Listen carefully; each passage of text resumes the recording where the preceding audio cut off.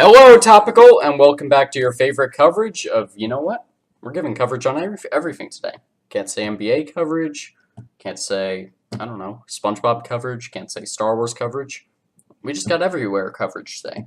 Got maybe Ultimate Frisbee coverage, maybe EPL coverage. I don't know, just anything. But right now, I gotta stop us right here. So I've gotta wipe this goofy grin off my face because right before this podcast, I played the Death Note OP for the two people that I have on here, who I should probably mention, Bijan again and Reed Shoemaker this time, so that's gonna be fun. And you know what? I think Bijan and I need to take a minute or two to convince Reed on why he should watch Death Note.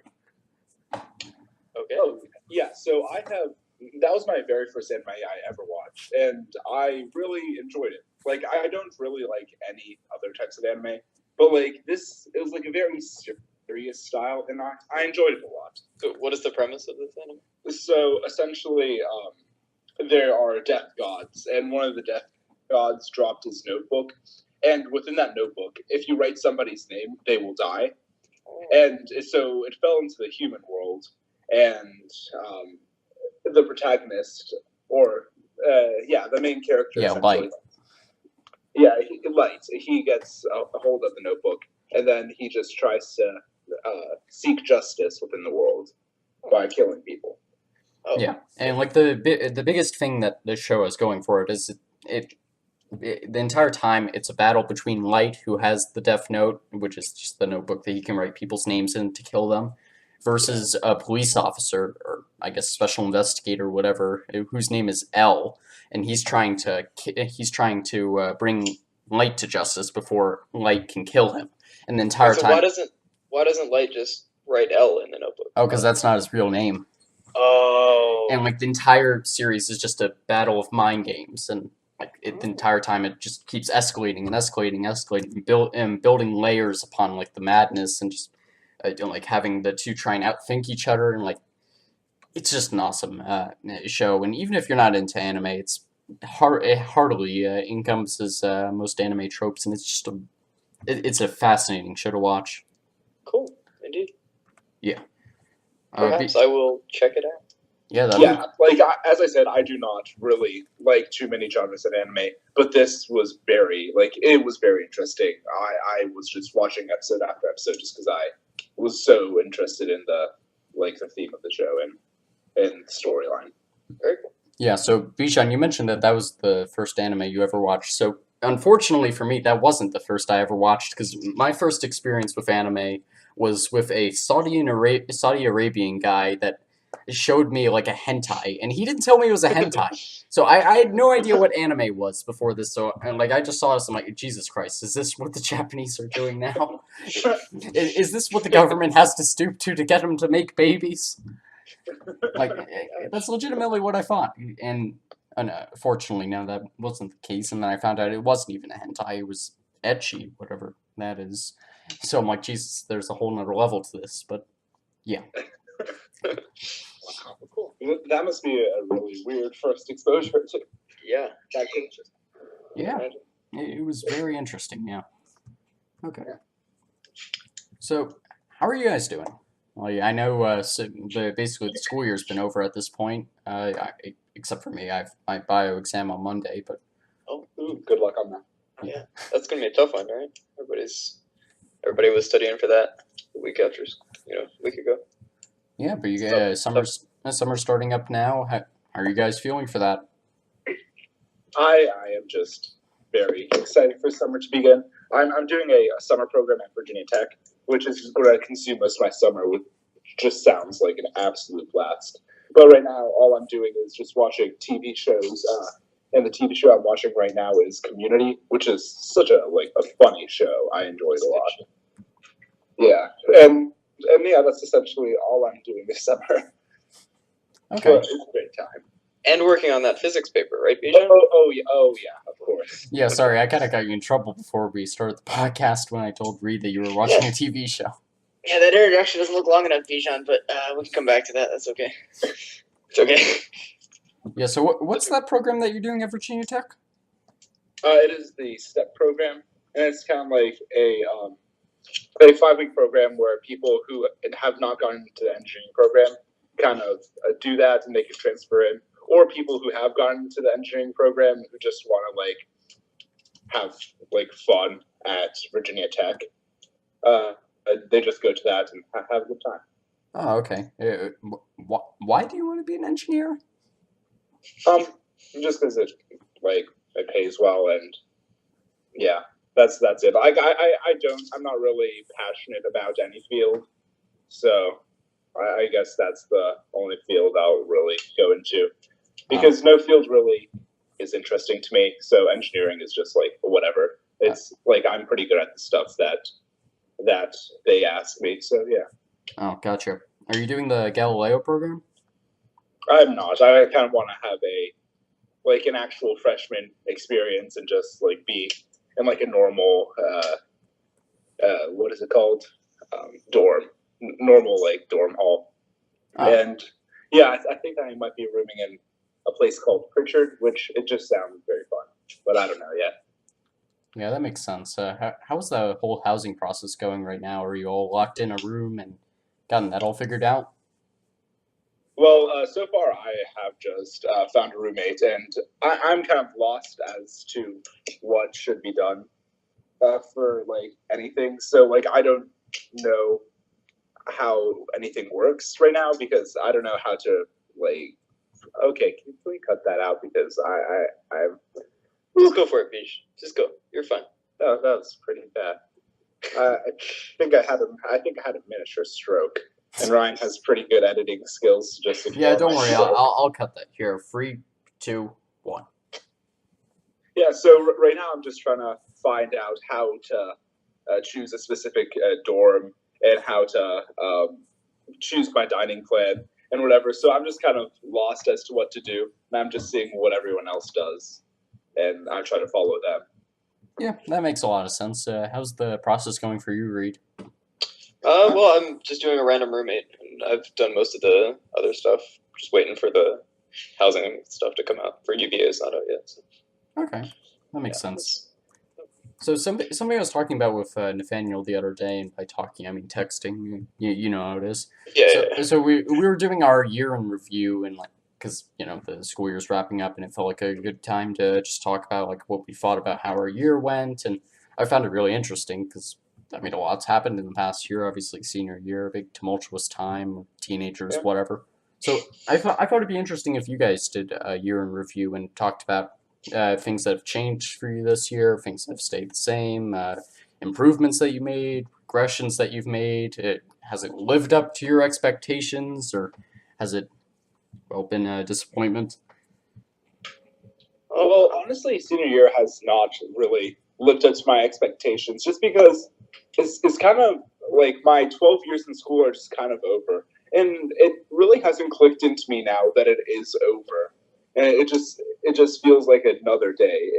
I don't feel like I have graduated from high school. So it's kind of... Well, you haven't yet. Well... There's still time, Bijan. Yeah, but like I feel like when I go off to college, I'll be like, oh yeah, I'm in a whole different chapter of my life.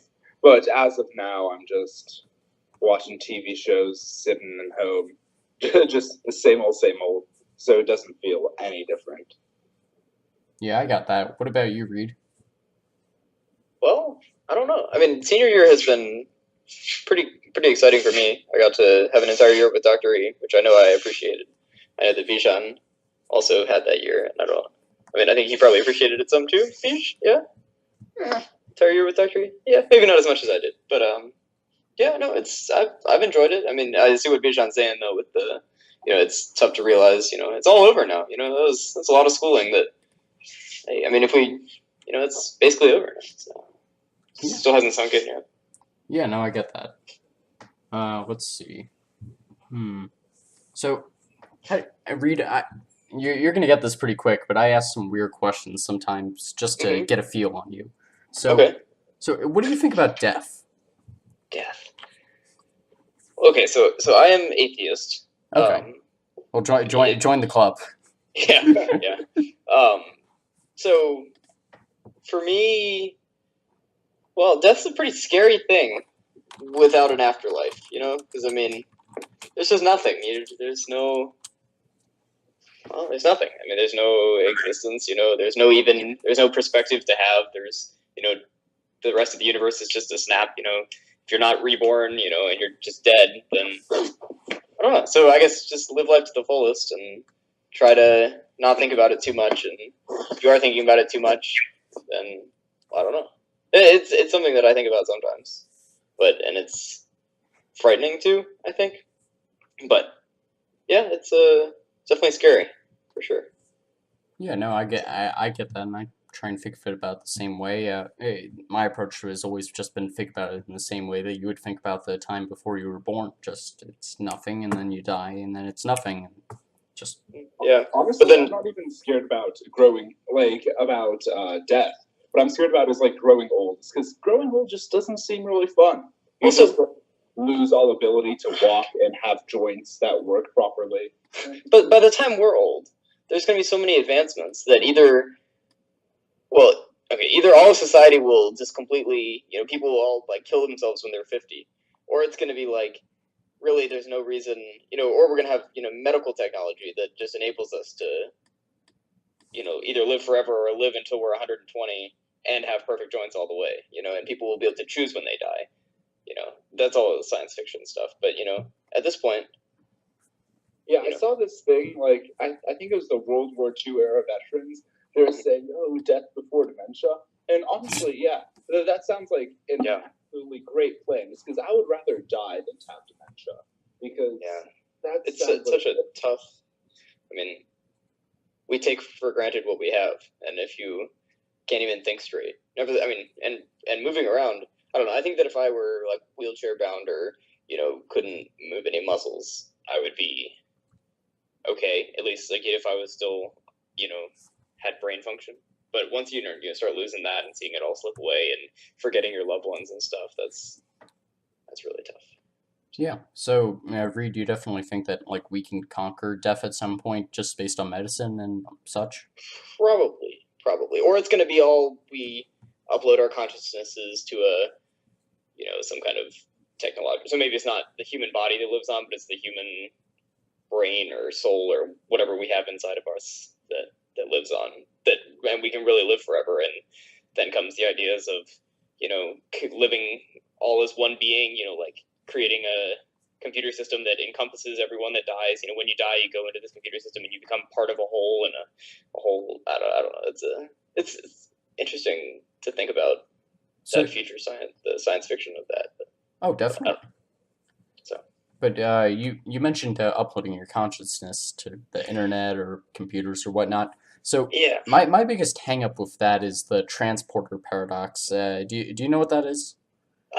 Sort of. If you, you know, if you take apart a human being one by one and, you know, put it back somewhere else, is it the same person or not? Yeah, exactly. So if you're uploading someone's consciousness, obviously uploading is just copying a bunch of random bits of data to, I don't know, RAM or whatever, and just basically making a copy of something from what there was before. So it's not it's not like some vacuum. It's like sucking up your brain or something. It's just it's a new thing.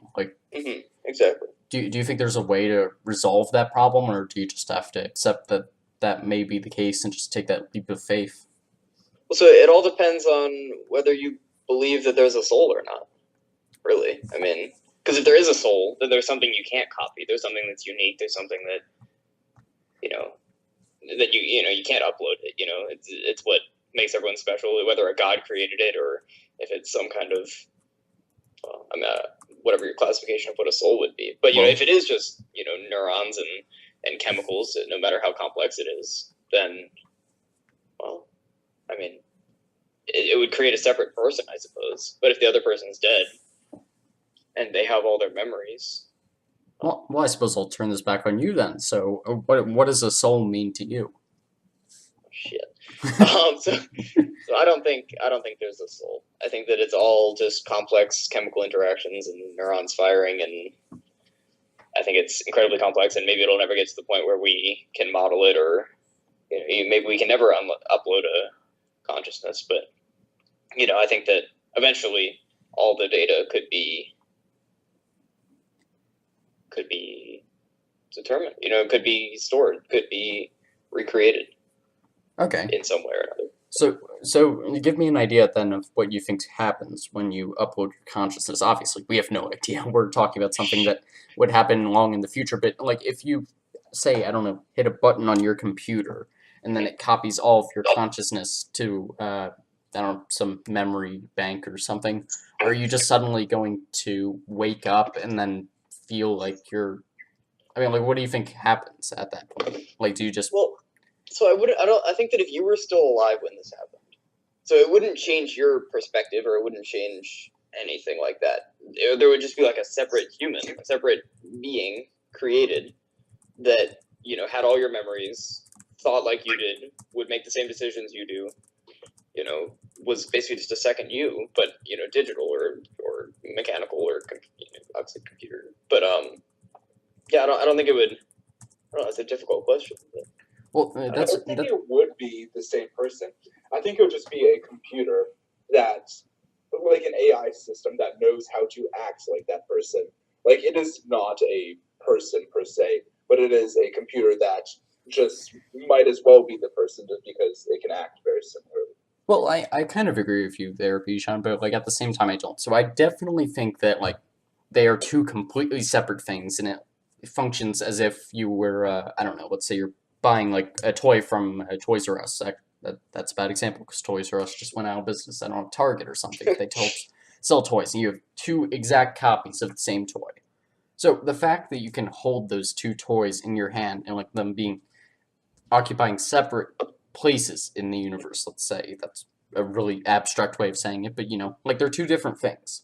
So like I feel like they have to operate independently, but I disagree on that point that the AI wouldn't be human. I feel like we can get to a point where if we can perfectly recreate or copy what is inside our brain or body or whatever, just completely copy what's inside of us, then the copy that's made is going to act exactly like us, as long as we get the whole genome and the epigenome. Don't forget that, because if you smoke, you're gonna be a worse person or whatever. But yeah, like if you can copy everything exactly, then then that copy will act exactly as any other copy would. I mean, that's how determinism works. And I don't know about Ryan, what would you say is a human? Like, what is your definition of a human? So we're getting okay, really getting into the nihilism here. So, what is a not human? necessarily not. Well, I'll probably take it down a nihilistic route, to be honest. So, Okay. so for me, so what is it to be human, or what is a human? What do you classify a human as? Or Yeah. Okay, well, right now, what a human is well, what genetics says a human is, just within like an error bound of like what our gene, like we have the entire human genome sequence. So whatever that error bound is that counts as a human, I call a human. So if you want to call that Homo sapien, that's a human to me. So like in its biological form, let's say, or if I don't know, you want to push it a bit farther and can't even think of what an example that would be. I don't know, like some crazy mutant or something that we want to call human, then that's a human. But yeah, like right now, it's just whatever it is in the biological form. But if we copy that perfectly into a computer or something, then I see no reason why that couldn't be a human as well. But we definitely have to think about it differently, because the way we do biology and genetics right now is we only look at biological life. But I think there's a lot of evidence, right? Well, I don't think there's a lot of evidence, but I think it makes a lot of sense that in the same way that carbon as a central atom dictates how biological life works, silicon as a central atom central element, I guess, dictates how a computer life would work. And I've seen some papers on the subject of how, like, if a planet, instead of having carbon, it had silicon, and life developed from that, then you might see a bunch of computer life develop from that instead of biological life. And that life, just because it's different, doesn't mean it's not alive. And it does become interesting, because I've heard a lot of arguments for why AI is not alive or whatnot, and most of that just comes down to we can understand the course of its actions, therefore it can't be alive, it can't have free will. Well, I usually respond to that by saying, first of all, there's no free will. Nobody acts independently of their. I'm trying to think of it. Their programming, let's say. So So you think there's no free will? I do not. I think that well, here that's honestly the paradox of determinism, to be honest, because basically all determinism says is that any result can be determined from a series of causes.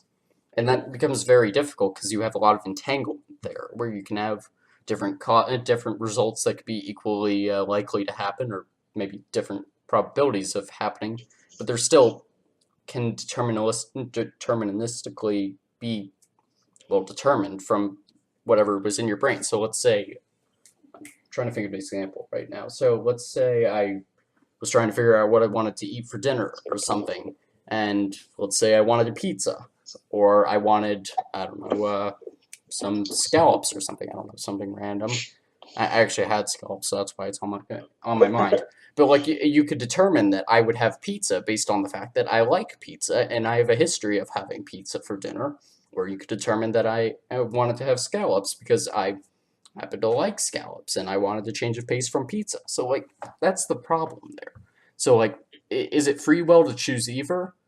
Well, I don't know, because like if either of them could have been equally likely based on the causes in your brain, then like can you say which one you really decided on? And it seems like for the most part you have like a set sample. I'll use some statistics, vocabulary here, but let's say you have like a set sample space of all the different things that you could have for dinner on this one night, and like there's a different amount of probabilities for a different probability for each of them happening based on, I don't know, what you're feeling like you're gonna have, or oh, I want Mexican or whatever, and just based on chemical, not imbalances, but like the actual amount of like chemical in your brain. Let's say like the chemical that craves sugary foods, or the chemical that wants to do something different with its life because it feels like life is getting too boring, or like the chemical that makes you feel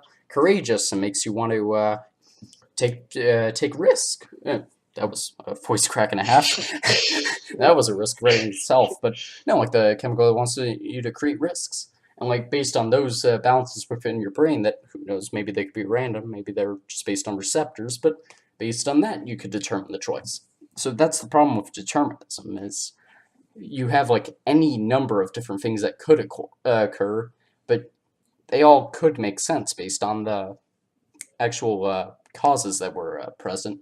And like that's the other problem, is when we talk about free will, the brain is the most complicated machine, or at least biological machine, there is in the universe. And at least right now, if not for quite a while, it's completely beyond our understanding, and we can't make like a full game tree. If you know game theory at all, Yeah. where like you just make a tree and like you go up the nodes and you try and determine something based on like the starting leaf or whatever. So Right. like you try and do that with the brain, and it just becomes too complicated because there's too many neurons, or like there's too many different chemicals that are interacting with each individual neuron, or there's like an axiom that like you can't, or like an axon, I forget what it actually is, where like you just can't figure it out based on it because it's either too much information or it's too entangled. And like that's what I'm trying to get at here is I don't think there's free will because I don't think there's any reason there should be. It just doesn't make sense. And I'm a really big Occam's razor guy, where I just say if something doesn't make sense and there's another course that makes more sense, and there's no reason not to believe in that course, I just believe in that. So I just say I don't see any reason for free will, and I feel like the universe makes more sense without it, so I choose to not believe in So it. if there's no reason, if there's no free will, then what is the purpose? Why are we still on this earth? Why are we alive? What is the reason why we don't always kill ourselves? Well, it's more fun not to, certainly. It's more fun not to. Okay. But no, like I feel like we're just. I don't want to say this because this is kind of dark, but I don't know. I feel like we just embody these bodies and we just go about our lives because we get different releases from it, and it makes our life more fun. And like So life is just about having fun. well, feeling fulfilled is really what it is. But will. Yeah, just like getting chemical releases based on different things. So like if you want to be altruistic, then the altruistic. Altruistic. Yeah, let's go with that. So I was actually reading about egoistic altruism. God damn it. Altruism? Yes, where like the principle where anyone who's acting altruistic. Why do I keep using? Altruistic? Yes, anyone who's acting in that manner that I can't pronounce for some reason, they're acting that way because they want to do it for themselves. Not in a selfish way where it's like, ooh, I'm gonna make you feel so good, it's gonna make me feel good. But like you're doing it because it makes you feel good to make others feel good. So like it always devolves to a selfish response. And Well, I think everyone is always selfish. They have to be. well, yeah, but like every action is selfish. but what I'm trying to get at is it's not necessarily bad to be selfish. Because, like, of course, you can have the depressed perspective where it's like, oh, we're all selfish and we're all horrible human beings, and that's just not helping anything. Like, it's not gonna make you feel better. It's not gonna make anyone feel better. It's just gonna make you feel depressed about the world, and you're gonna be super sad about yourself and be like, oh, I am such a horrible person for feeling selfish, and like, it's just. But if there's no free will, doesn't that make that entire argument just nigh? Well, what do you mean? I mean, what does it matter whether we feel depressed or not? It's not our choice. What does it matter whether we, are altruistic, whatever, or not? It's not our choice whether we do it. So if we do it, it's just because that's what we were destined to do. Well, yeah, but there's something. Why feel good about it? Well, what do you mean? Why feel bad about it?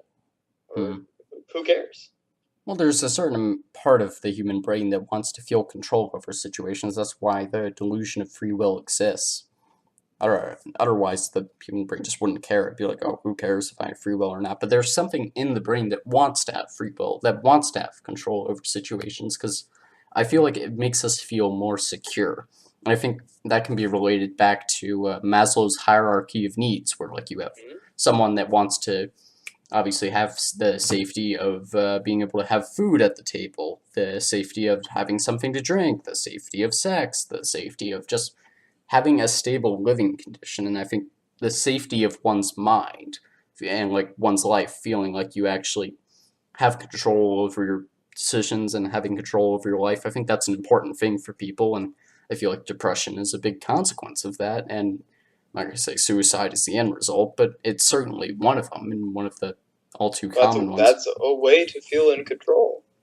Well, it is, and like it, and suicide's a weird thing because like it is a valid response, but like, and honestly, that's where it ends there. Like it is a valid response. Well, so on a very basic level, yeah, if you don't want to be alive, then suicide is a valid response. But I think that on any other level. No, exactly, and that's the tough thing, because like, it comes down to you are a person, and like you govern your own life. And I'm not Mr. I advocate for suicide. That's not me. Oh, yeah.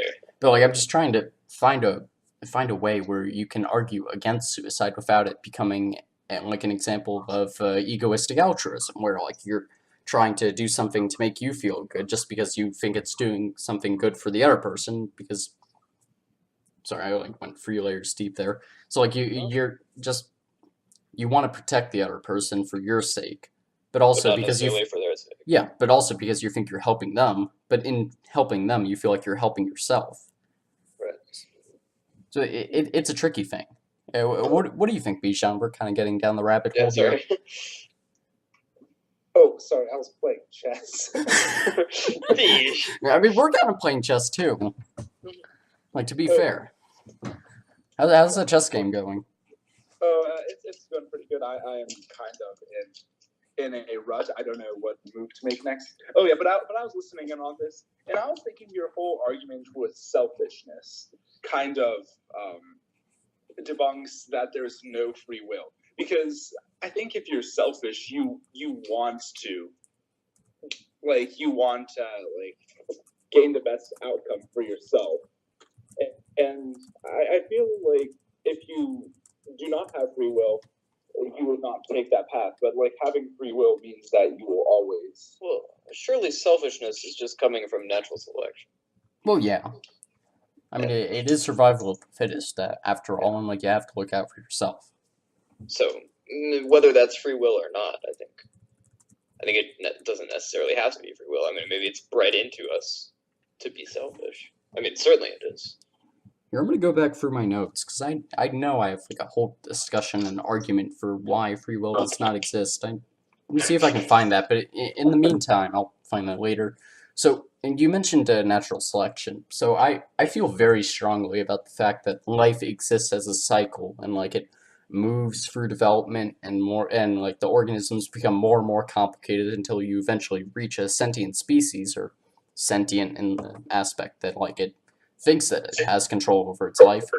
So humans in this case, and then that final species exhausts itself because of means outside of its control, really just biological means, just the same resources, the living space. yeah, like the same functions that gave it the great accomplishments that it made in the first place eventually bring it about its downfall, and then through there it exhausts its resources and then it collapses, and then the cycle starts over again as like it destroys its planet or whatever, and then the cyanobacteria come back and like it just goes in a circle. Because I can't imagine like the perspective where like, because a lot of people who believe that like humans are the final stage, like that's looking at the universe as if it occurs on like a timeline, and it seems like in like every science class or like any logical way, everything works in a cycle and it works over a really long scale, sure, but everything has to work on a cycle, and like there's no start point and end point. And okay, well, what if it's the universe that's on a cycle? Well, I agree with that as well. So what if our destiny, our for lack of free will,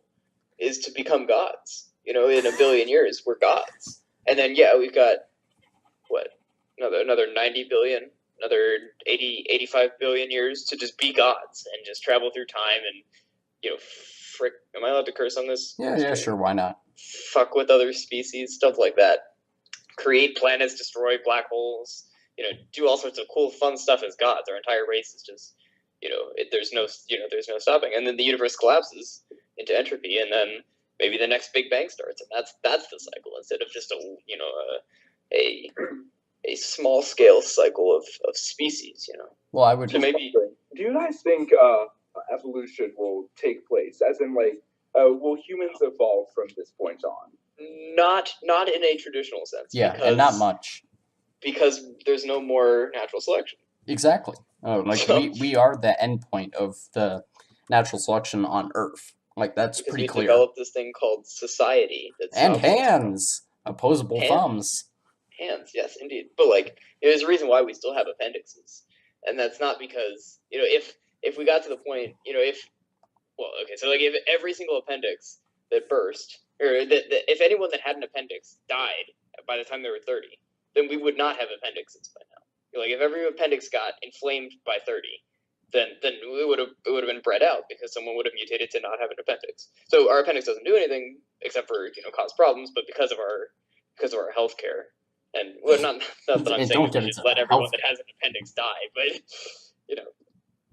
because of what we've developed, there is no natural selection. So we're not going to evolve biologically anymore because we don't die if we're not. I actually think we might grow taller and probably hotter, just because I bet people won't have kids with ugly people anymore. So then, in the end, we're just going to be a taller and hotter society. Well, yeah, you can already see. That's a deep statement, Bijan. I like that. I mean, he's not wrong. It's right on some sense, yeah. But it is interesting that the birth rates are going down in a lot of developed countries, and for a lot of places they have a negative growth in their population. So that meaning. Oh yeah, I saw that in 2060, Nigeria is going to have the most it's going to be the third most populous country. What's that all about? Well, you know what that's about? That's about bad math right there. I could do a whole podcast just on bad math in the news, but no, I imagine that's based on a linear growth curve, isn't it? Just assuming that Nigeria is going to keep having. Yeah. You know, like it's just going to keep having the same amount of babies every year, despite the fact that like its resources start to run out, and that every other developed country in the world, as it starts to exhaust its resources, the birth rates start to go down. If you look at the U.S., in the 1800s, it had like one of the highest birth rates in the world. That was the case in almost every developed country, and you know why? Because when you had babies, you could expect that like 50%, I don't know the exact percentage, but a lot of Yeah. them are just going to die because of like inborn illness or yeah, it actually Plus, is. you need kids to run your steel mills and farm your farms, and the more Yeah. kids you have, the more likely you're gonna Yep, make but like money. not even So, that. Like just you had a low success rate. Like you could expect to have that's like 18 kids, and then like 12 of them weren't gonna make it. So like you actually had to have that many if you wanted any to survive to adulthood. But I think that statistic showed like had consideration for the population curve and whatnot. And I remember it was India Yeah, I'm looking was it up. almost 2 billion. Oh, okay, that's good. But yeah, India had almost 2 billion, and then China was close runner up. And it's just interesting. Like there are a lot of African countries that are going to have a bulk of the population, and it's really shocking because I still see I still see commercials of people in Africa just dying, and now they're just going to be very populous. Oh, you know, Nigeria actually does have a huge population right now. It's not like those other African countries that are just booming in population. Like they already have 300 million people. Wow. Yeah, so to be fair, they might actually have a ton of people in there. I could imagine that turning into an India situation. Yeah. Okay, But that's interesting. I didn't know that. yeah, I wonder how that's going to end up working out for them. Just because. well, they'll become a powerhouse of Africa. Yeah, sure. I mean, even more than they already are. Yeah, I was gonna say they already are kind of. I mean, as we learned in Purple Hibiscus, if they could just get their oil situation under control and get rid of those old Christian missionaries, and who knows, maybe they could raise some great young girls. I think I didn't read that book. Yeah, Yeah, might have seemed a little creepy then. No, that was one of the only books I read. Basically, I guess I'll give a synopsis for you guys and the listeners who probably didn't have to read Purple Hibiscus in high school, and even if they did, they might be like my parents who apparently forgot completely what Lord of the Flies is about. So, basically, Purple Hibiscus, the premise is like you have this old father who's former, he's like the son, or he was inspired by like a Christian missionary who came to Nigeria, and he's raising a family, and he's incredibly strict, and he hands out a schedule to his kids every day, and like he expects them to follow it completely and be completely obedient and be like the ideal family. And like the whole premise of the book is like nobody outside of this family knows about the strict nature of it, and once the child starts to rebel, things start getting kind of creepy in the house. Like the pregnant wife starts to get just abused by the father. That's never fun. Or like just the daughter starts to get beat up, and like just it's an unpleasant book really, but it's interesting because like it gets into the like just the post colonialist atmosphere in Africa, and I don't know. I thought it was one of the more interesting books we've read, certainly more so than Heart of Darkness, even though I've kind of gotten obsessed with that book in the past couple days. So, have you seen the movie? What's it called? So it's a Vietnam movie. Apocalypse Now. I was just That's reading what it about is. that the other day. Yeah. Yeah, have you seen it? No, I put it on my It's watch list actually. So good. It's really good. You should watch it. What's it about? So it's basically Heart of Darkness, but in Vietnam, and with a modern spin on it, and guns and helicopters. Yeah, they even steal Kurtz. Yeah, they still, and it ends with the horror. That's like a big, that's one of the major lines in it. I don't know if that's how it ends, but yeah, that's how it ends. Yeah. So it's that was a good movie that I liked. Yeah, right now my plan for movies is just to so I actually spent almost all of yesterday just doing housekeeping, and one of the things I did was by housekeeping I mean just tidying up all my online stuff. And like I actually made a whole list of like every movie that I've seen, because like I always tell people, "Ooh, I've watched like 20 movies in my life." Now it turns out it's like 41 actually. Oops. But and then like I made a huge list of like all the movies I want to watch at some point, because I figured my plan is to just whenever I get a girlfriend or something, I'll just marathon a bunch of movies or something. That'll be an interesting thing to do. Because Yeah. right now, I don't like movies. I think this is a hot take, but not really. It's a cold take at this point because I've made this take so many times. But I don't think movies can effectively do what they set out to do. I don't think they can effectively tell a premise in the time that they look to. I don't think they can effectively develop a theme and deliver on it. And I don't think they can create an effective world. It just because like they don't have enough time to actually do that, and if they try and rush it too much, they're not going to be able to really accomplish anything. And like the only effective movies are those that are so small in scope that they can actually have a prayer at doing it in 2.5 hours. So what if the purpose of a movie isn't to develop those things? It's to entertain. Well, okay, so that would be Then okay. Well, that's one aspect. Then, like, I'm looking at it from the artistic sense, and then you're looking at it in the, I don't know, what would that be, the realist sense, maybe? Scientific, empiricist? I don't know. yeah, more well, I don't even know. Yeah, but, Yeah. So it's. I mean, sure, they're good at entertaining. So then is that not enough? It's not enough. I mean, it's never enough, because anything can entertain. Well, so anything could entertain. So. But like movies are just more. People try to give a message about society or like just kind of their take on the world today within movies. And Ryan isn't just saying that it's all about entertaining. It's about more than that.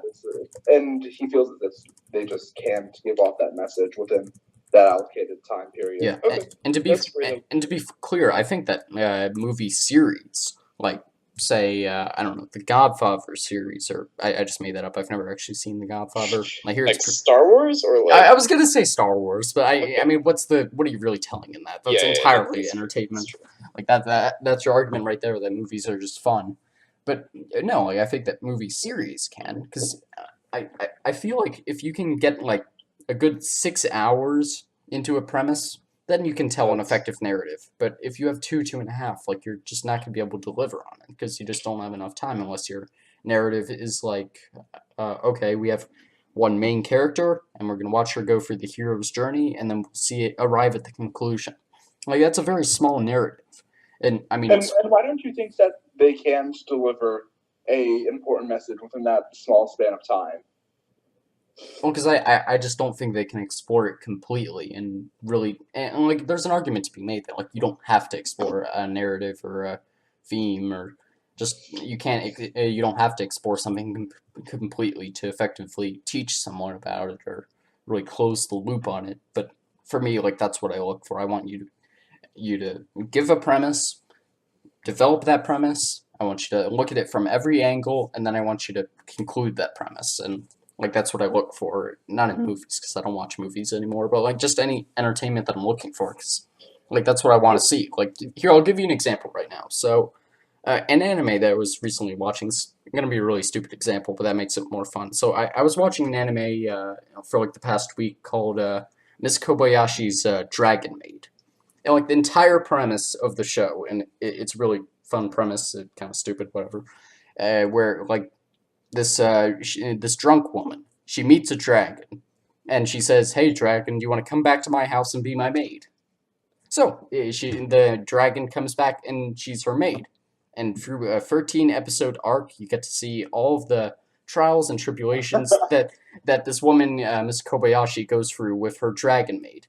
And like it's really fun because well, it's just a fun show, and it's anime, and I like anime. But no, like it explores it from all the angles. It looks at the dragon going on errands and like going out to the supermarket, and like it has like this whole big play that like they put on for like the neighborhood retiring home, and I don't know, that's not really relevant, but like it just looks at it from every angle, and like it is a small point. Like it's not looking. So it's not like you really care about what is being said, so long as you can see all perspectives Yes. and understand it fully. And so long as it is told effectively, like that's what I care about. I don't care if like you're telling something stupid about like some dragon maid versus something about like the existentialism of war. Like I don't care what you're actually telling, because for the most part, like I'm smart enough that like I can think about it either way.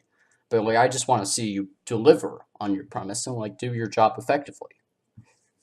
Yeah, that's fair. Yeah, indeed. Okay, so Are you much of a movie man yourself? Me? Like, I know yeah, you don't I think watch he was talking to movies. you, Reed. Oh, I don't watch that many movies, but I like the Marvel movies, the MCU. I like the movies are good. They're entertainment for me. They're not much more than entertainment. I think that if I want to be challenged, like Ryan's describing, I'd read a book or And just to be clear, I don't want to be challenged by movies. I just Right, find right. it much more entertaining to like have it Mhm. really deliver on it. Like I'm not somebody who's like going in and be like, oh, this isn't intellectually stimulating enough. Right. But like I think that to watch a movie for me isn't I'm not looking for something like that. I'm looking for something that's just like just something fun, something exciting, lots of shooting happening, maybe some good themes in there. But hey, if I see a guy walk around and just shoot 100 people, it could be good as long as there's some good jokes in there. It could be good. It could be good enough for me. So I don't know. Okay, For me, it's just entertainment. so I gotta ask you something then about the Marvel MCU because I've seen I've seen a couple Marvel movies in my life, 5 to be exact. I'm looking at the list now. But my biggest problem in the Avengers movies, so I've seen the first 2 movies. Haven't seen Infinity War yet. I'm still trying to figure out Watch Infinity War. I'm still trying to figure out if I'm gonna watch it because I haven't even watched Black Panther, and I was building. You should watch that. I was talking about Black Panther before they put the black in Panther. So trust me, like I know my Marvel, but yeah, Okay. like my biggest problem with the Avengers movies is I feel like they destroy the. I think I just cut out, or you cut out. Yeah, I heard it cut out as well. Well, I lost my train of thought as well. Oh, dang. Okay, we got a freeway here. So, yeah, what am I trying to say? So, my biggest problem with the Avengers movies is that I feel like they have a big build up and like they get the intensity really going, and then they destroy it by like having like some like Iron Man or something just making a bunch of jokes in the middle of the action scene, or like them showing like a funny picture of them all running towards like I don't know running towards the villain or something. Then one of them trips and like oh look at that guy, he's a goof. Or, like hey Hulk, look at you. It just takes away from the action. It just Yeah, takes away from it ruins the build what up. people see it for. Yeah, and it feels like a cheap joke. I love cheap jokes. I love them. They are the best thing about any movie. So recently, Bijan and I and some other people watched Deadpool together. Oh yeah, did you go with Mr. D? Well, okay, so he was okay. So he said he'd come, and then he changed his mind when he realized it was rated R. But he knew it was rated R beforehand. I don't know. Nevertheless, not with Mr. D. Should have been though. But no. So I don't know. Deadpool is hilarious, and I know that it's made to be hilarious, and that's why people like it, and that maybe Avengers is not so much. But the cheap jokes like that, that's what gets me. Those are the good ones. But it's because that movie is based off of cheap jokes. Exactly. Right. I think that the cheap jokes in the Avengers and in other, even in more serious movies than the Avengers, those are good. I like those. Even if they're not done perfectly, I think that they're pretty good. They're worth it. I don't know. That's why I just don't like any action movie and Avengers movie, like superhero movies. I do not like them one bit. Just because I don't feel as if it has like a storyline. I personally watch a movie for the storyline. And I feel like they're kind of lacking, in my opinion. I feel like they are probably lacking. Yeah. I mean, what is it? I know in the. Oh wait, one sec.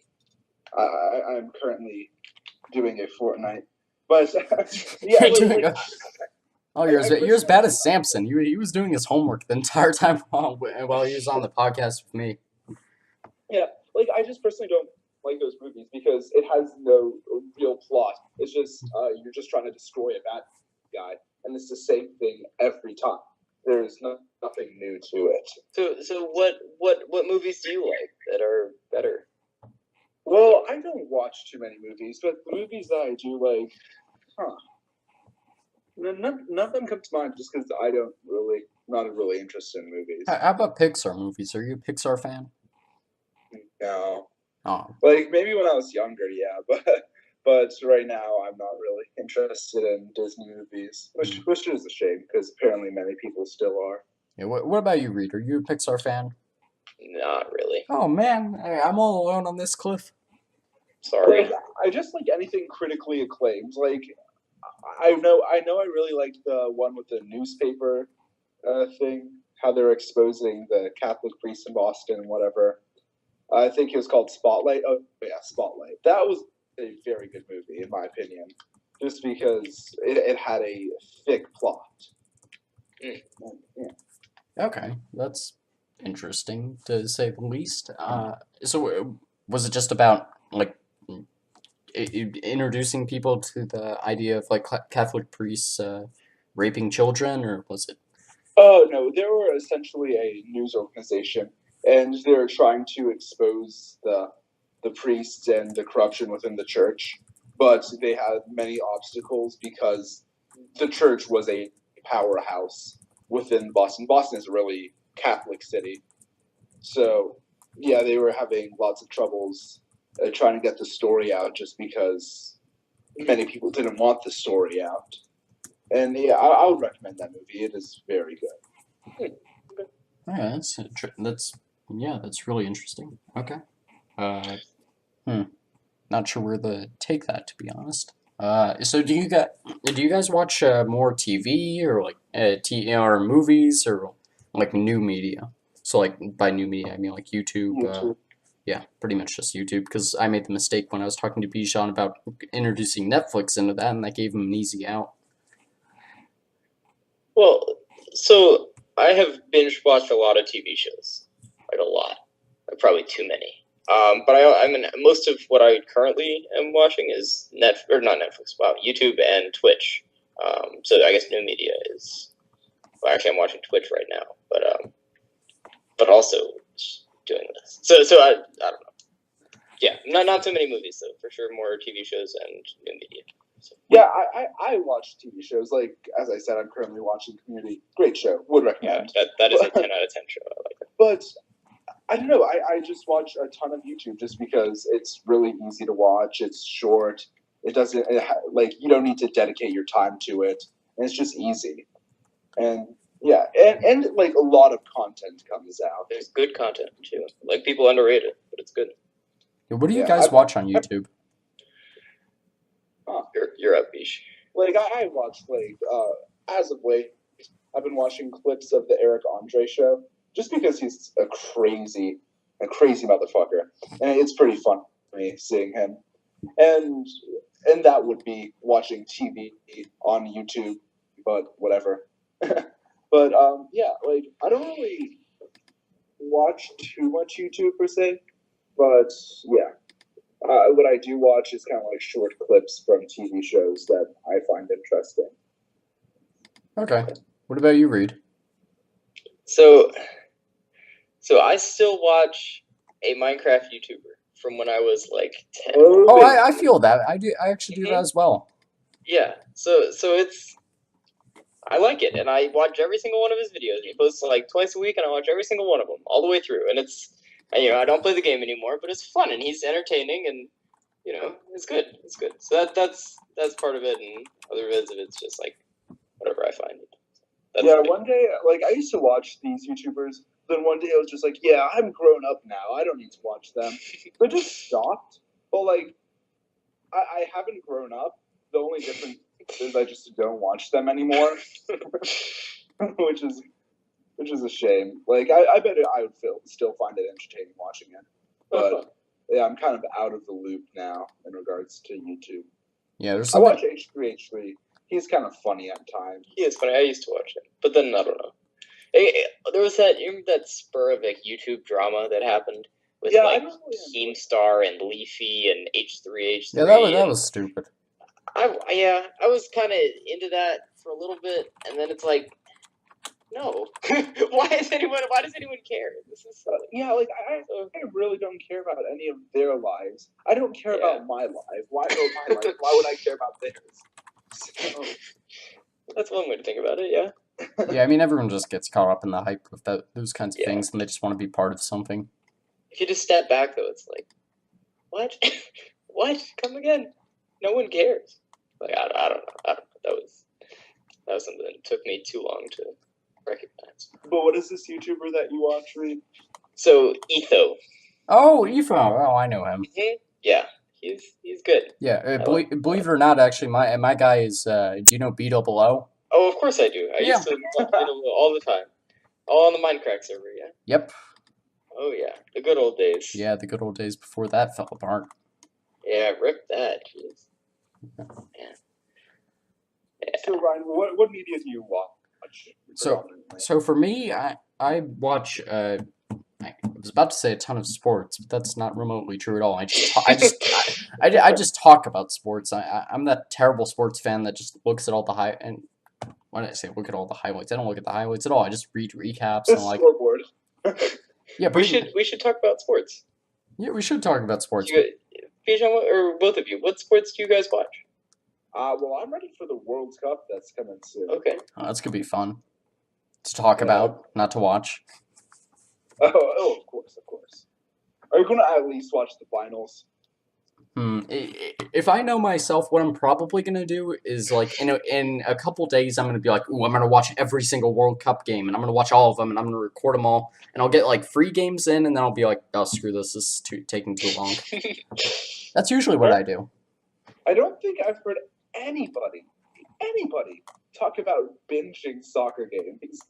I actually did. I did that with the Europa tournament. I forget what it was exactly. The UEFA European League or something. I don't know. Whatever Portugal won a couple years ago. Yeah, but like I'm really salty because I was very tired one day, so I was sleeping, and then my dad woke me up. He was just like, "Hey, well, I'll watch the game." I'm like, "No, Dad." And then I woke up the next like 3 hours later, and 1 hour later. I'm trying to be as accurate as I can. And then apparently it was the UEFA Champions League finals, and apparently it was a really good game. So Yeah, it I was. missed out on quite a bit. Yeah, I had the pleasure of being at a refereeing symposium when that happened, so everyone was talking about all the plays. Oh yeah, how was that? Wasn't it last week? Yeah, it was awesome. Unfortunately, it was raining a ton. I don't know if you saw any of the news. Probably not, because we've been over the fact that we both hate the news and don't watch it at all. But apparently, like it was all over the news that like Ellicott City, which was like 10, 20 minutes away from where I was, literally its main street was like completely flooded, and it literally was a river. Oh wow. Like, So what was this referee symposium? What do you do at a symposium? I mean, it wasn't really a symposium. I just called it that. It basically what it was a showcase event for college students that like the best referees in like the East Coast, or not really even the East Coast, basically just down to Virginia and like all the way up to New York and like all the way west to Indiana or Illinois, I forget what it was. Came out to Columbia, Maryland, and we were going to referee the college showcase events, and basically we would get to show ourselves to a bunch of assigners throughout like kind of the country and like show our talents, and like they would assess us and they would tell us how we need to improve, and like they would be like, hey, you look pretty good, I'll put in a good word for you with the MLS or whatever. Obviously that didn't happen for me, but like it was a really big thing. Wow, that's exciting. Yeah. Good exposure. He's saying obviously like you wouldn't be the best referee. No. Do you feel like you're a good referee? I mean, I'm a very good referee, but like, don't get me wrong, I got invited to this showcase, but I was probably the worst person there. Let's be honest. Oh wow! So no MLS dreams for you anytime soon. Well, he is only a high schooler, so like a lot of these referees are like adults. Right? Yeah, I was the second youngest person there, but no, like the other thing was I've only been refereeing for a year, and I think like the next person who like in terms of experience, well, actually there was one other person that had been refereeing for a year, and he was actually awesome, so I shouldn't even use this as an excuse. But like almost everyone else had been refereeing for like 4 or 5 years or more, so yeah. But no, I just wasn't the best out there, and it's fine. Yeah, you live and you learn. You'll just improve. Are you gonna like when you come back on break just referee like throughout college? Just because I heard it makes a good hefty sum of money. My friend actually bought a car because he was referee. Ooh, a car. No, like right now it makes a good hefty sum of money. Like I have like a like $2,000 checks that are just sitting on one of the signers that I'm waiting to get cashed in, and like no, literally like in a good weekend. So here, I guess I'll give you a better idea of the pay scale. So like usually I can work like if I get assigned it, I can work like 10 to 12 games a weekend. And usually for Really? those and like it's a nightmare because like like those are like 40-minute halves for or like Yeah. 35 whatever. So like it's basically just all the weekend refereeing soccer and like not sitting down for like 8 hours straight. It's great for your hamstrings. My hamstrings are awesome right now, but yeah, like no. For like the average game, I can get anywhere from like $35 to $45, or sometimes 25 if I get completely screwed by the assigner. Don't give me those stupid U10 games. I'm not gonna referee 10-year-olds. But no, like I could expect to get like on a not even a good weekend, just like an average weekend, to like $350, and obviously that's before tax. But like that's awesome because Yeah, like that's it's really just a weekend compared to like someone who's working like I don't know 5-hour shifts after school or something, and they get I don't know like an $8 an hour wage. Yeah, absolutely. So I was a referee for soccer when I was like Oh, okay. 12, I think. But so I didn't do it for long, and I wasn't good at it, so that's why I stopped. But yeah, no, all I remember was that it paid really well. So Yeah, it's nice. and like we all have those terrible games where like they really test your patience, like for not patience, your actual desire to ref. Like for me, this was like a half a year ago. Like it was the first time I had ever centered a travel game, and I was horrible in it. Like the entire time, the only reason I didn't like get kicked off the field or something was like this one guy on one of the travel teams was like, "Hey, I'm a ref too. You guys got to go easy on him." And like obviously nobody went easy on me. I had to give like 6 yellow cards, but yeah, like it was ridiculous. And like they kept having to throw parents off the field because like they were yelling at me or whatever, and it was just a horrible game. But like Jeez. what I'm trying to get at is it's like a turning point, like where after that game you either quit refereeing, you hang up your refereeing jersey, your cleats, whatever, and like you don't referee again, or you say, okay, well I'm gonna do better next time, and you keep doing it. And luckily I said I was gonna keep doing it, and yeah, I'll see if I stick with it in college. Absolutely. Like, I honestly wouldn't care what people have to say, so long as I get a good old refereeing check. Oh, I'd love to see what you had to say if like someone was yelling in your face that you made a horrible call. Yeah, it's. Oh yeah, I bet it's more brutal than I am making it out to. Especially, sorry, continue. Like I personally have just because I know Noodles and Company in just the fast food industry just paying so low for the job that they expect out of you. I just have stopped working because I don't think it's worth the time personally. But like, well, yeah, That's why it's good to get a college education. Yeah. But like that's what should motivate some people, so they do not have to work at Noodles and Company and be screwed over. And I'm saying specifically Noodles and Company, not anywhere else. Not anywhere else. So I work at Firebirds, which is like a steak restaurant, and it's nice, and it's pretty. It's all things considered, it's probably really one of the best jobs I could ask for. So I'm really not complaining. But like, there are a lot of people there that are career Firebirds people, and that is the peak of their life, which is totally fine. But it's a lot of people that are in that position, and I'm just glad that I am not in that position. And a lot of them are like, some of them are definitely like, I'm just using this. Soon I'll be, I'm going back to school. I'm getting more of it. But others of them, it's like, this is where I'm going to be. This is where I'll, maybe I'll go to a different restaurant later, but it'll always be, I have my skills here. This is what I'm going to do. This is how I'm going to live my life, which is, I mean, there's nothing wrong with that, but thinking about that just, that's tough.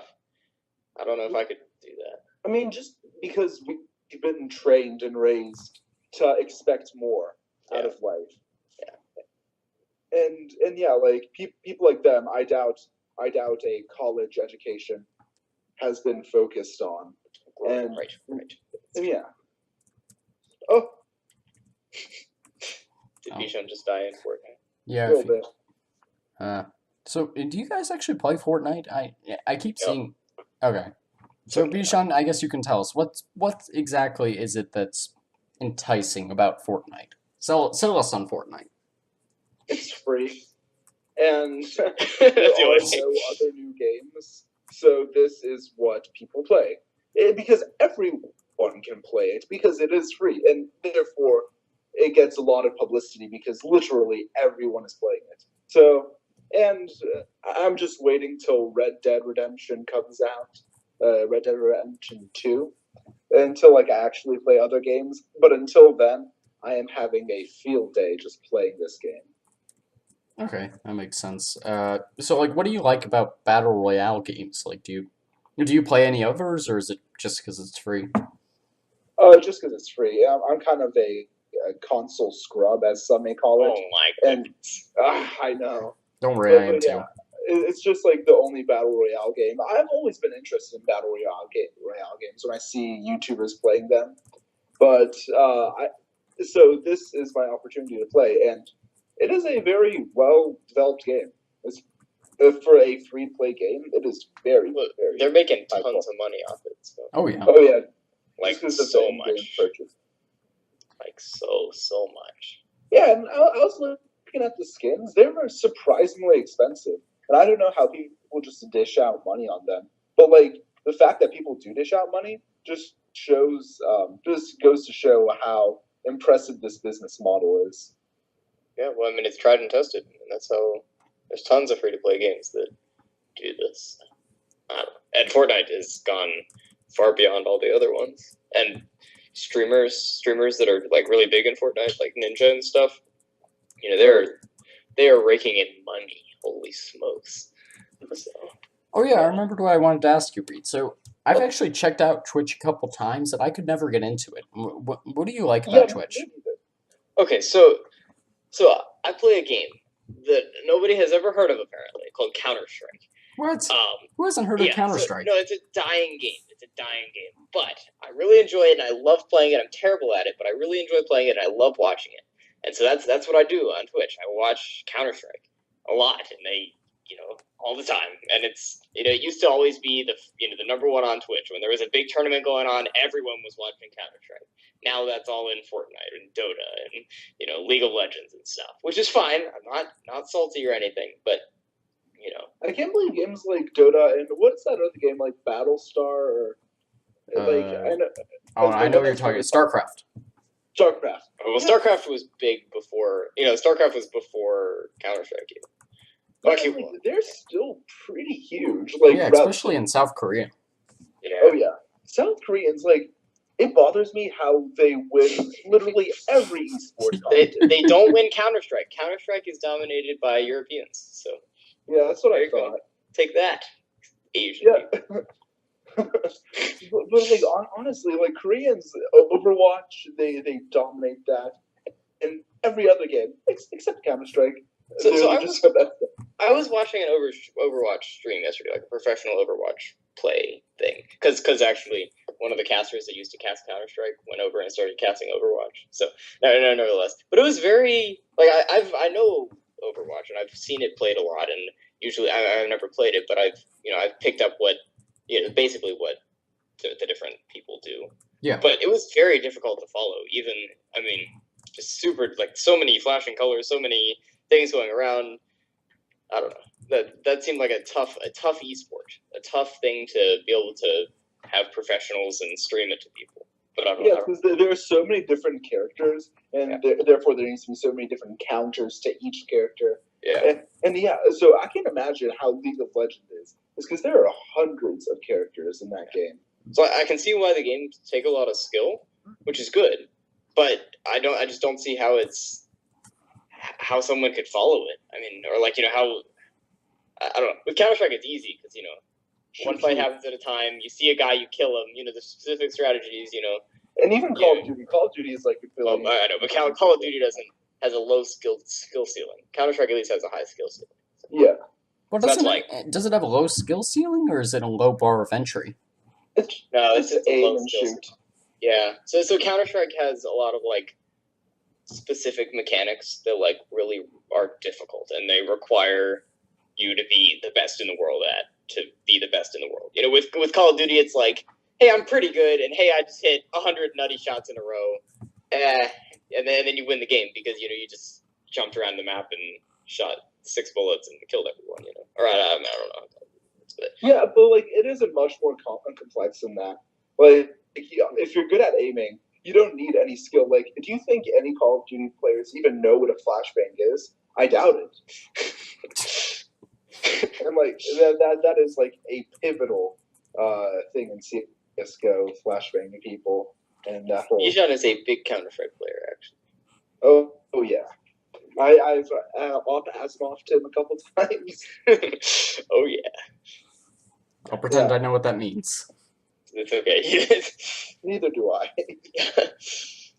um, Actually, kind of. Op is a Op gun, is a sniper. and Asimov is a skin. Yeah. So Counter-Strike was, I guess it was one of the first games to have a big, like in-game currency, or in-game trading system. I guess TF2 before that, but and now all the skins, all the Fortnite skins and all that, all the free-to-play games that do that. But Counter-Strike, they had the first ones. Was Counter-Strike the first Bitcoin?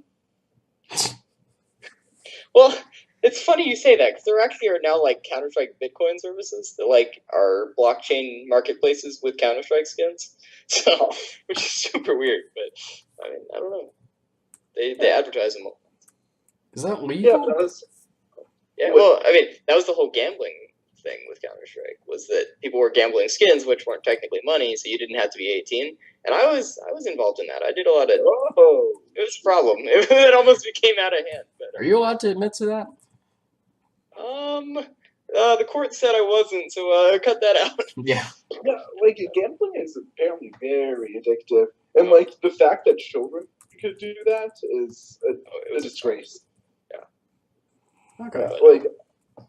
I cannot imagine being addicted to gambling. It's because it is an absolute rush, as I have heard. And I have heard some podcasts about former gamblers. They don't care if they lose. All they care about is the rush that they get from it. Oh, I cared that I lost. Well, but but I mean, if you really get, if it became bad, it was for some bad people, for you. Don't deny it. It wasn't bad for me. It wasn't that bad. It was Counter-Strike skins. It can't be that bad.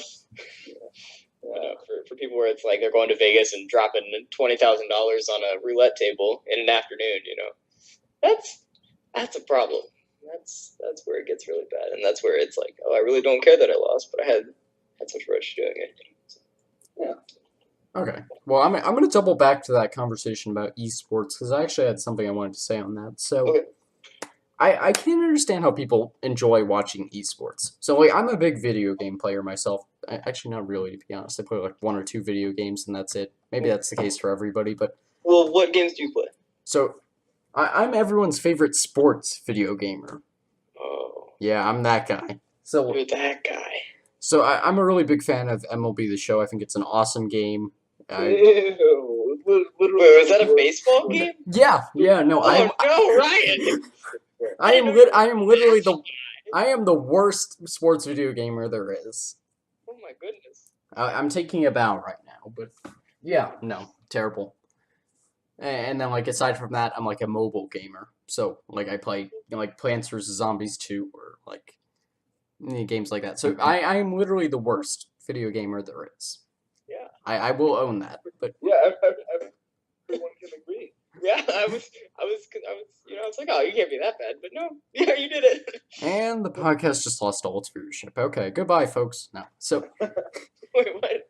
Oh, no, I wish I was live streaming this, but I don't know, that seemed like a bigger hassle. Nevertheless, so what I was going to say about esports is it doesn't seem like it's an enjoyable thing to watch, because you don't get to see the entire picture of the game.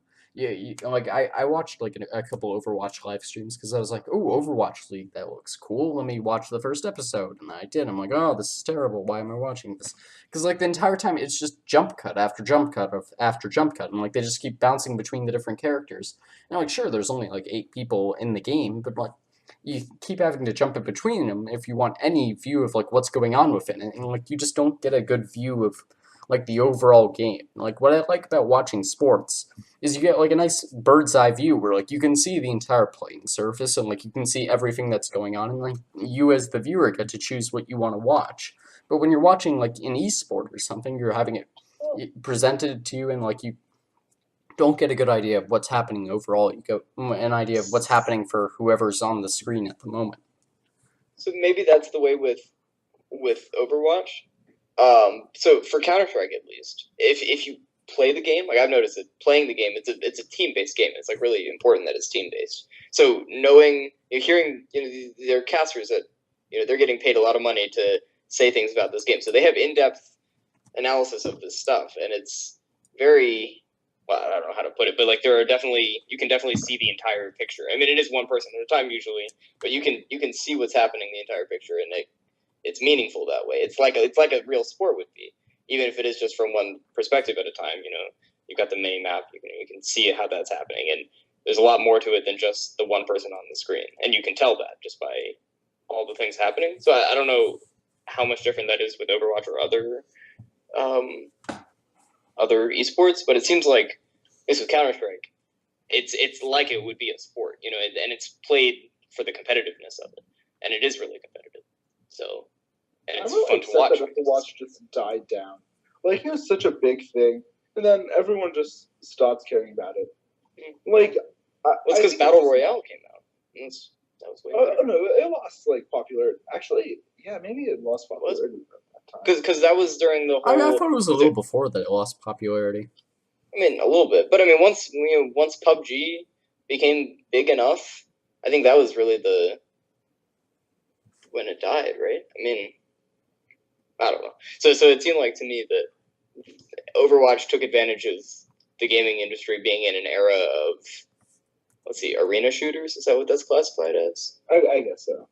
So Overwatch, and there were all sorts of knockoffs of it, and I'm trying to think of other popular games that were like that. But I don't know. And then came like the bigger, opening up the map, not team based, of Battle Royale, and although that's definitely not going to become an esport. Watching a little bit of that, that's definitely not. Let's just clarify that. But I don't know. I think it's just because you can't have the jump cuts is why it won't become an esport. Well, no, it won't become an esport because there's so many things happening at once. There's like 100. The maps are so big. There's 3 fights happening at every second. So yeah. I mean, you can't jump cut that, or you can't have any kind of idea of what the map is or what's happening, and the teams are small. If it were like a big 50-on-50 thing, maybe that could be kind of cool just from like an overview kind of standpoint. But then there's no tactics in it. It's just everybody just runs at each other and tries to kill each other, right? Yeah, there is a 50v50 game mode in what is it, Fortnite? Fortnite? Yeah, and that's exactly what it is. Just people running up to each other, just battering each other. and yeah. Okay, well that's never fun, obviously. Yeah. Well, so I don't know. There was an old Minecraft game mode that I used to play the good old days, and it was like a Lord of the Rings simulation. So like half the maybe 20 people were like monsters or like zombies or something, and then there were like 10 other people that would like defend a castle. Like, so there was all these just people just piling into these castles, and if you were one of the people defending, you could just like murder them. You were so much stronger, you just like murdered them. But it was fun. It was really pretty fun to watch, and it was the few times I've ever seen that done well. Like a big, well, I mean, in that case 30 person, but it went up to like 80 people, and it was big, and it was done well, and it was in Minecraft. So I don't know. It was pretty good. If they could recreate that, I'd watch that. It didn't lag out at all? Well, no, not really. Huh. That's interesting. I mean, they had lots of servers. I mean, there was lots of money in Minecraft back then, so it was big. Let's see, what the Minecraft? No, it was the Hypixel. No, it wasn't Hypixel. It was Mineplex, and they had tons of money. Like they were rolling in it. I don't know. Minecraft is the big tobacco of the video game. It is, right? Yeah, that's fair. I do miss Minecraft, but I like on time to time I'll like check it out and be like, ooh, maybe I'll just log on to my old account or whatever and see what that's like. But you know what? When I get on there, it's hashtag not my Minecraft. Okay. Yeah, it is different, and it's it still appeals to the younger kids. Sea turtles.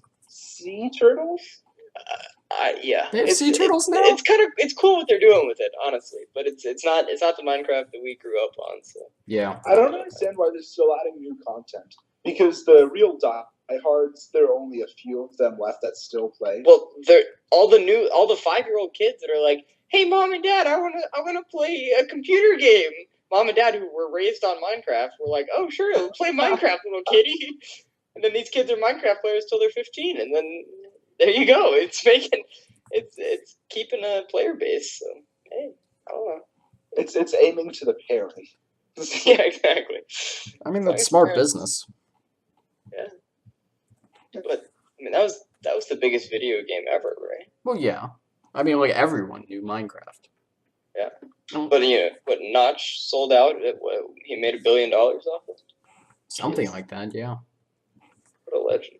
Wasn't GTA 5 the second biggest video game ever? Probably. I would believe it. Yeah. I mean, you gotta fake that Fortnite. That was such a good video game. Like everybody was playing that back in 9th grade. Like just watching YouTuber after YouTuber play it. I mean, a lot of people still do play that. Mm-hmm. Well, like no one really cares about it. People still do play it, but like the caring, nah, no one really. Yeah, I guess that's true. Yeah, like they add so much new content still into GTA, but it's all for people who either modded or still buy like in-game currency. Okay, so apparently the most grossing video game of all time was Space Invaders. Huh. Really? I'm gonna look at that and then list. Pac-Man, and then Street Fighter 2, then World of Warcraft. Really? That makes sense. Mods, whatnot. Crossfire? You ever play Crossfire? And then Wii Sports. Okay. Wii Sports. Okay. Yeah, but that's just because it came sold with Wii the. Fit, Donkey Kong, Dungeon Fighter, West Virginia. I'm not seeing anything on here that's. Well, okay, Ryan. Wii Sports was pretty sweet. I was more of a Wii Sports Resort guy myself. Wii Sports was cool. I was big on Wii Sports. Well, not that I ever had a Wii, but. Fun little story. Minecraft. I was a little tubby kid, and what is it? Wii Fit always called me fat, so I didn't really like Wii Fit. True story, actually. Okay, so I'm looking at the best-selling video games ever. I'm assuming you were just looking at it monetarily, Reed? Mm-hmm. Okay, so based on just most titles sold, I'm seeing Tetris at #1, then Minecraft, GTA, Wii Sports, Super Mario Bros, PUBG, Mario Kart Wii Sports. PUBG's up there. Yeah, #6 at 40 million. Really? Yeah, not in money, in terms of player base. Number of. Okay, well. So, what's your guys' thought on this whole PUBG soon Fortnite? They are? Oh. Wait, why? Oh yeah. Because it's Battle Royale. Is that just the whole? You can't copyright Battle Royale, right? Yeah, I think it's crazy. They're just building off of a concept. It's like if Call of Duty sued Battlefield, or if PES sued FIFA, and vice versa, of course, because FIFA is the real thing, and PES is just a fake. But yeah, like I find it absurd that PUBG is suing Fortnite. I mean, it's probably a publicity stunt, to be honest. Oh yeah, people will start hopping on PUBG. Yeah, like they'll just get their name in the headlines. Oh yeah. Yeah, and anything to do with Fortnite nowadays makes headlines. So. Oh yeah, definitely. I bet PUBG and Fortnite has surpassed PUBG in popularity. Sure. Yeah, absolutely. Oh my god! So here, I gotta be honest. I'm actually watching a hockey game as this goes on, and you're never gonna. Is there a game on right now? Yeah, the Stanley Cup. Yeah, Stanley Cup Game 3. What's happening? So you're never gonna. Game 2. Capitals. So it's series is tied up 1-1, but. Yeah, one of the Capitals defenders, like they were just showing. This might have been from a previous game, but I think this was just from like 10 minutes ago. So like he was doing the pre-skate, like he's just skating around the goal, whatever, and he slips on a puck and he slams into the wall, and now he's out of the game. He's out for the game. Oh my god! Like they just showed a highlight of it. He literally slipped on a puck and like he just knocked into the wall. And now he's not playing. Yeah. I mean, hopefully he's like one of the back line guys, but Jesus, that sucks. Hockey's super fun to watch. Oh, it is so much fun, yeah. I wish I could play hockey, but I don't know. Skating is hard. Yeah, I know. It's like soccer mixed with a blood sport. Yeah. Plus fucking skating. Yeah, jeez. Yeah, you need to be very skilled to be good at hockey. Like, I think that might be one of the most skill-requiring sports. I don't know. What do you Volleyball's up there, so I Eh, can't imagine it being harder than if volleyball. you can do like I two mean, things, you'll be good at volleyball. If you can hit a ball well, and if you can jump well, you'll be good at volleyball. It's harder than it looks, right? Well, I know it's harder than it looks, but there's like 100 things you have to do well in hockey to be good at it. No. Yeah, you gotta So be good in at volleyball, checking. you have to be able to pass well. You have to be able to jump. You have to You be have okay to with be blocking. able You have to be able to hit. You have to be able to dribble a puck with a stick Mm-hmm. and keep it Well, close. there's enough like randomness in hockey that I think on that, ice. On yes, ice. okay. Well, I still think there's enough randomness that if you know, like you could pass things off as, you know, like not your fault. You know, like I don't know. So like a big thing that scares me when I'm playing sports is like, shit, that was just my fault, and you know, like everything that I do is either either I do it well and I do well for my team, or I do it bad and I do bad for my team. Me, every time I play Ultimate Frisbee. But like with hockey, it seems like you could just, you could just be like, oh, well, I'm on fucking ice and razor blades. You know, it's not my fault. I'm on ice and razor blades. You know, Players do that all the time. Yeah. Well, Yeah. I'm sorry, coach. It's not my fault. I'm on razor blades. You know me. But I think that takes off some of the pressure. So like, makes it a little easier, honestly. No, definitely. Like, could you imagine being a goalie and like just being like, "Sorry, coach, I have to stand here and like just have these pucks flying at me 100 miles an hour." Goalie would suck. Goalie would be tough. Yeah, I mean, But- it's, Well, like you're padded up. I don't know why. well, no, not because it hurts, just because it is The so action. disheartening. Because like you gotta have that fast of a reaction time to even have a prayer of stopping the puck. How are hockey games in regards to scoring? Sometimes they go. Yeah, like game one, that was a 6-4, but like it's But a lot. so usually like when one team really gets rolling, they just kind of like turn off like one or two like quick. Yeah. So like Bijan, for you, it's a lot more high scoring than soccer, but like it's not like football scores or anything. It's like For the fact And it that doesn't it's end that- in a tie like the communist sport of soccer. no, but it does have horrible overtime rules. But the fact that it's such a high-paced game, and Well, it's see, it's a it's small only rink though.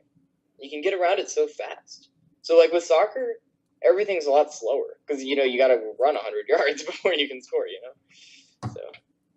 or 100 yeah, but like you said, like 6-4 was the score of the game, and it is one of the fastest-paced games I have seen in hockey.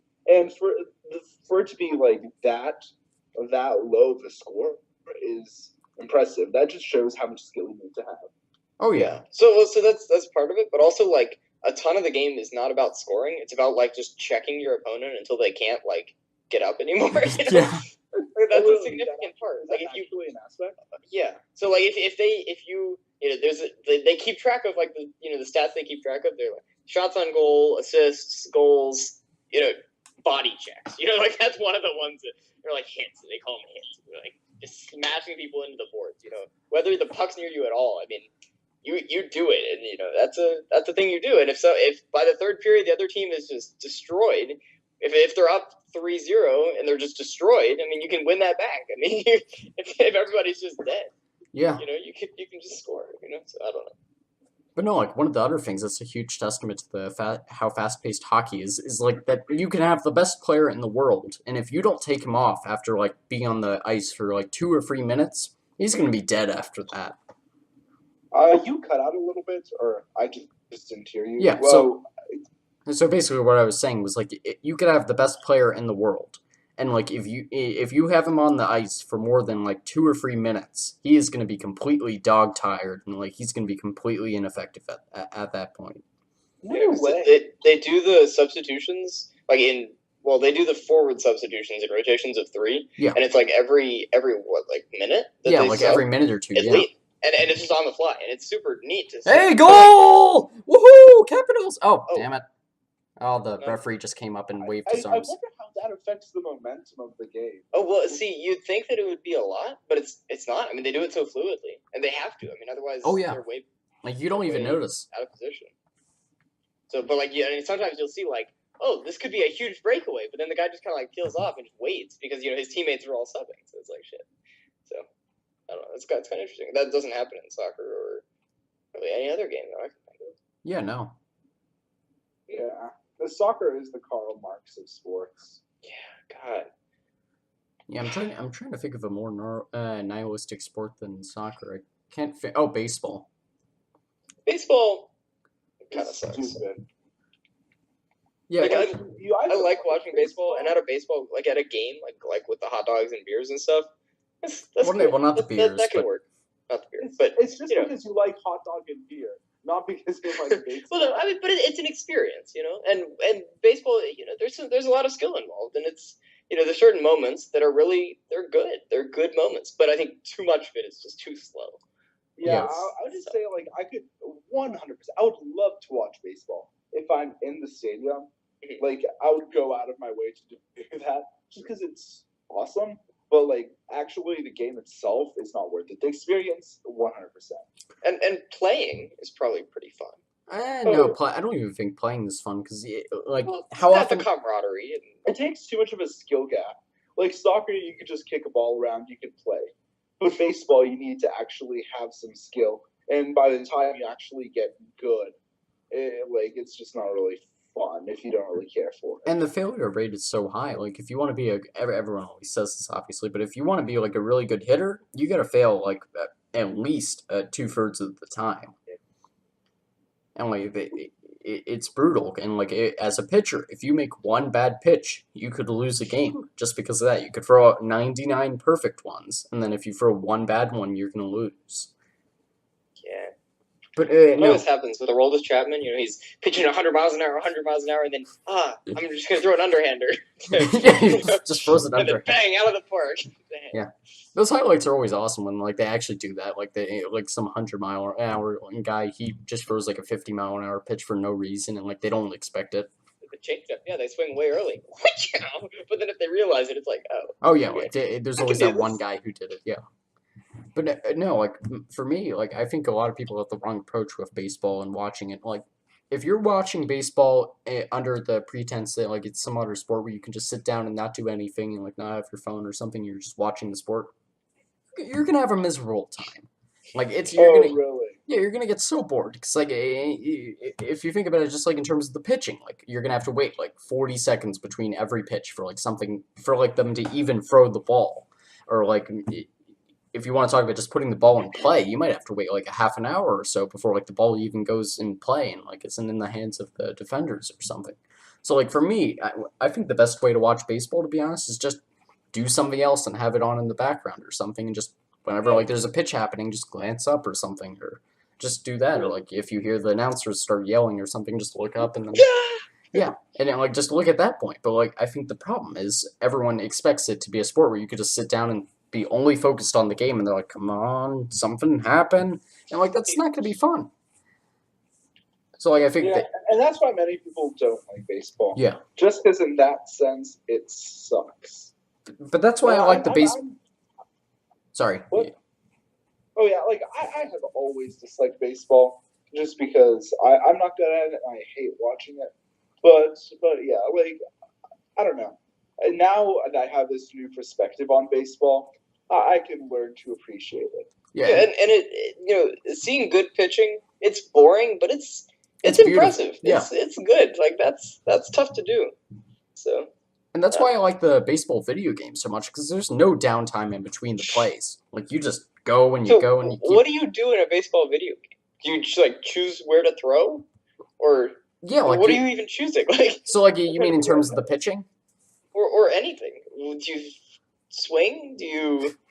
Is it You just easy? swing Is it your- hard? I mean, do you just destroy these AIs or what? Oh no, it's incredibly hard. But well, it's like any sports video game really.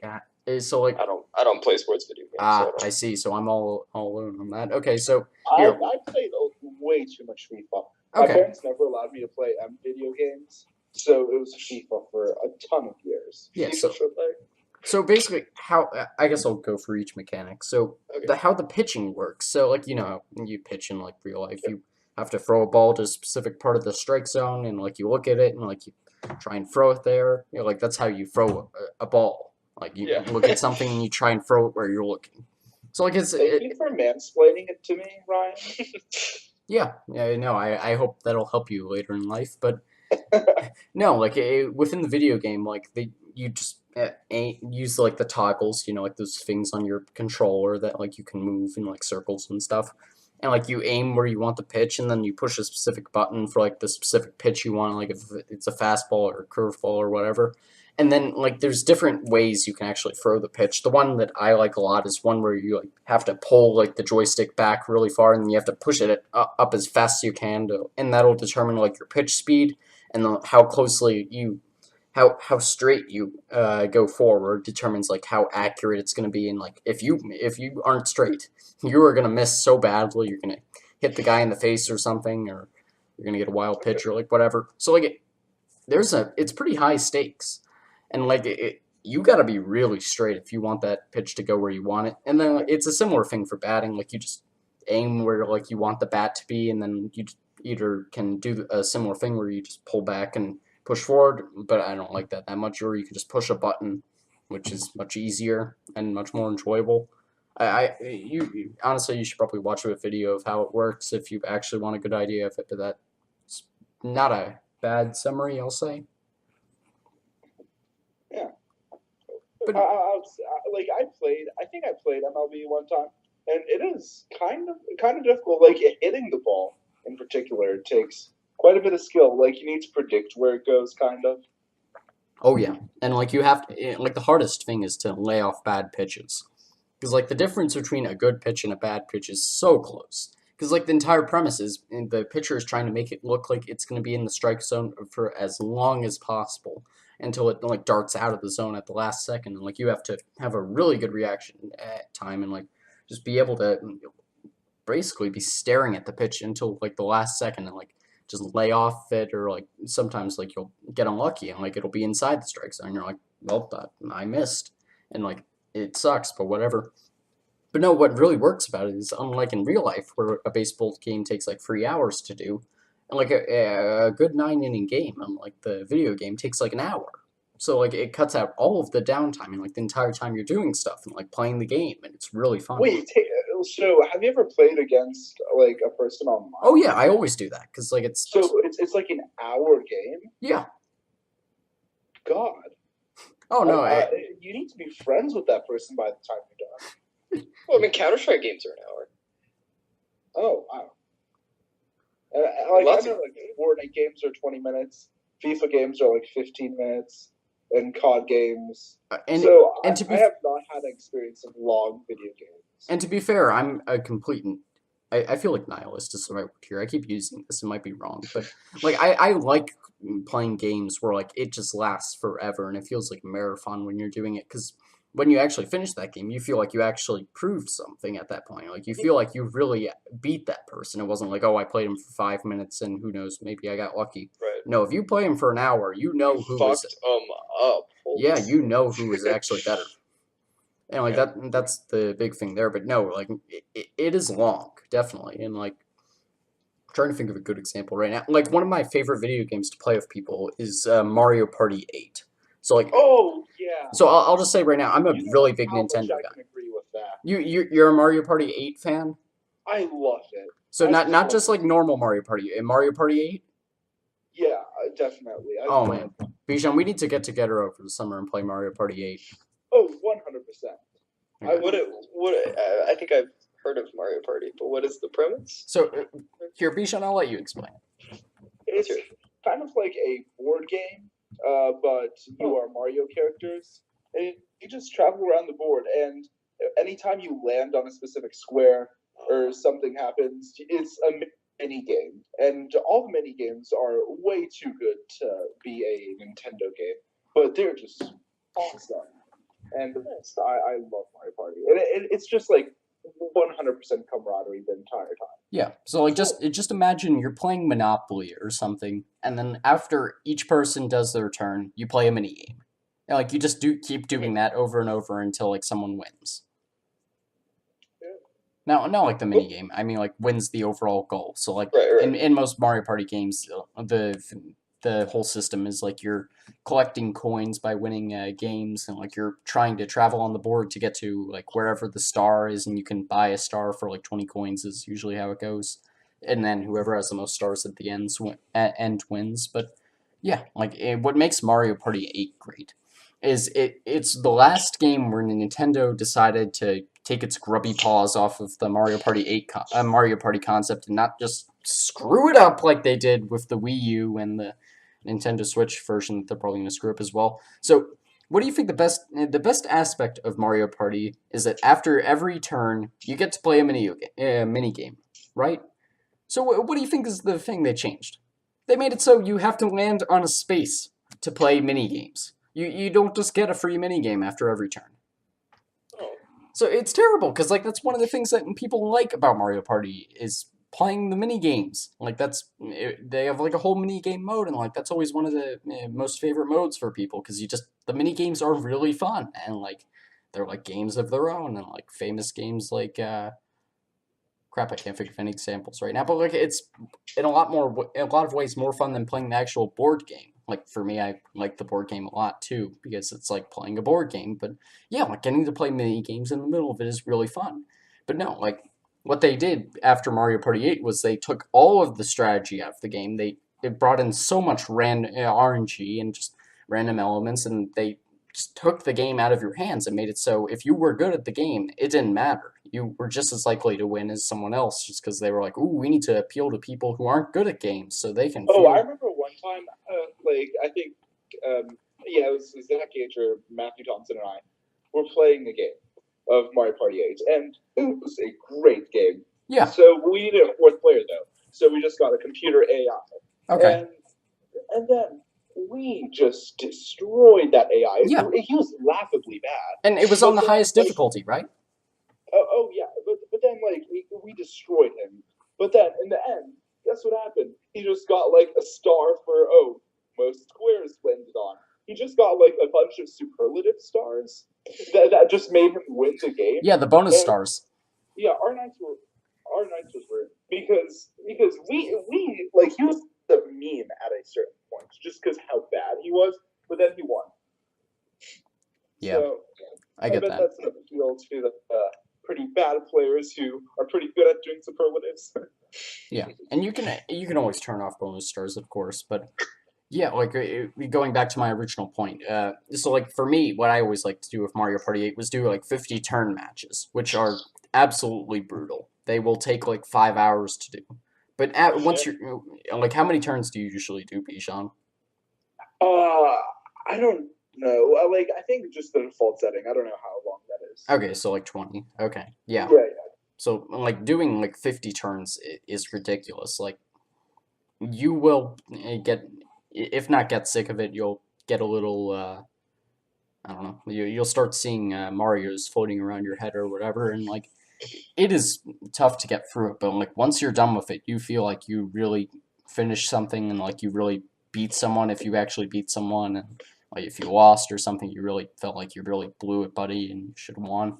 And like it's just it is awesome to do, and yeah, definitely we're gonna have to get like how if there's somebody who's really behind, instead of him being screwed over for the whole entire game, there's an opportunity for him to like come back.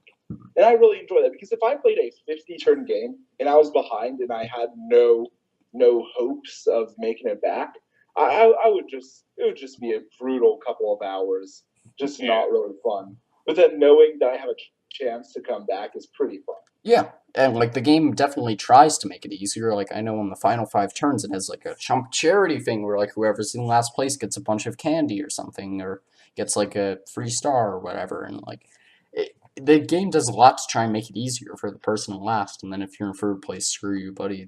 There's nothing for you. But yeah, I mean, yeah, but no, like it's very fair. And like that's what I feel like is the problem in Mario Party 9 and Mario Party 10, and especially in the Bowser mode in Mario Party 10 is the game doesn't feel fair. And like it just feels like the person who's winning, it's because they got lucky on a bunch of dice rolls, and the game just comes down to dice rolls. It has nothing to do. And I don't like games that have that are complete luck. Oh yeah. Like I love Caps because that is a card game that is not just 100% luck. And it doesn't help that that's one of the only card games I know. But it's still. Well, so like, speaking of card games, like Hearts and Spades, and I know that none of us know. Well, probably none of us know how to play this, but like Bridge, those are like good games. Thanks, that are, Grandpa. Like, yeah, well, I mean, I know it sounds like Grandpa, but those are good skill-based games. That maybe it was our parents' generation that, or even our parents' generation that played them or made them popular or something. But those are good games. There's a reason why they are popular and have been for so long. So I don't know. Yeah, I mean, Caps is fun, but like, it's not. There is a lot of luck involved in it. Yeah, and it's less skill for sure. And to be clear, like a game that is completely based around skill isn't fun either, because then it's just the same thing every time you play it. So like you have to have an element of randomness in games as well. Oh, sure. I never thought of it from that perspective. That's awesome. I like games that are all skill, and an all skill game. Well, I mean, obviously not all skill, I guess, but like it doesn't have to be the exact same thing every time. Well, no, you can always experiment, but then like it's just on your own volition if you want to change the game. And I don't know, it just feels like you play too big of a role. As long as there's enough like variation to it, like it can be all skill, but there has to be some. It doesn't have to be random variation, but it has to just be. There has to be something different, Like, yeah. So, I don't know. Yeah. Just wondering who made cards. Was it the Egyptians? I think it's a game that's been around as long as humans have. I'll look up who invented card games. I would have to expect it was Middle Ages, right? What? Really? Well, do you mean like specific card games or just the idea of 52 cards, King, Queen, Jack? I mean, perhaps there were playing. Okay, here we go. Playing cards were invented by the Chinese before 1000 CE. They reached Europe around 1360, not directly from China, but from the Mamluk Empire of Egypt.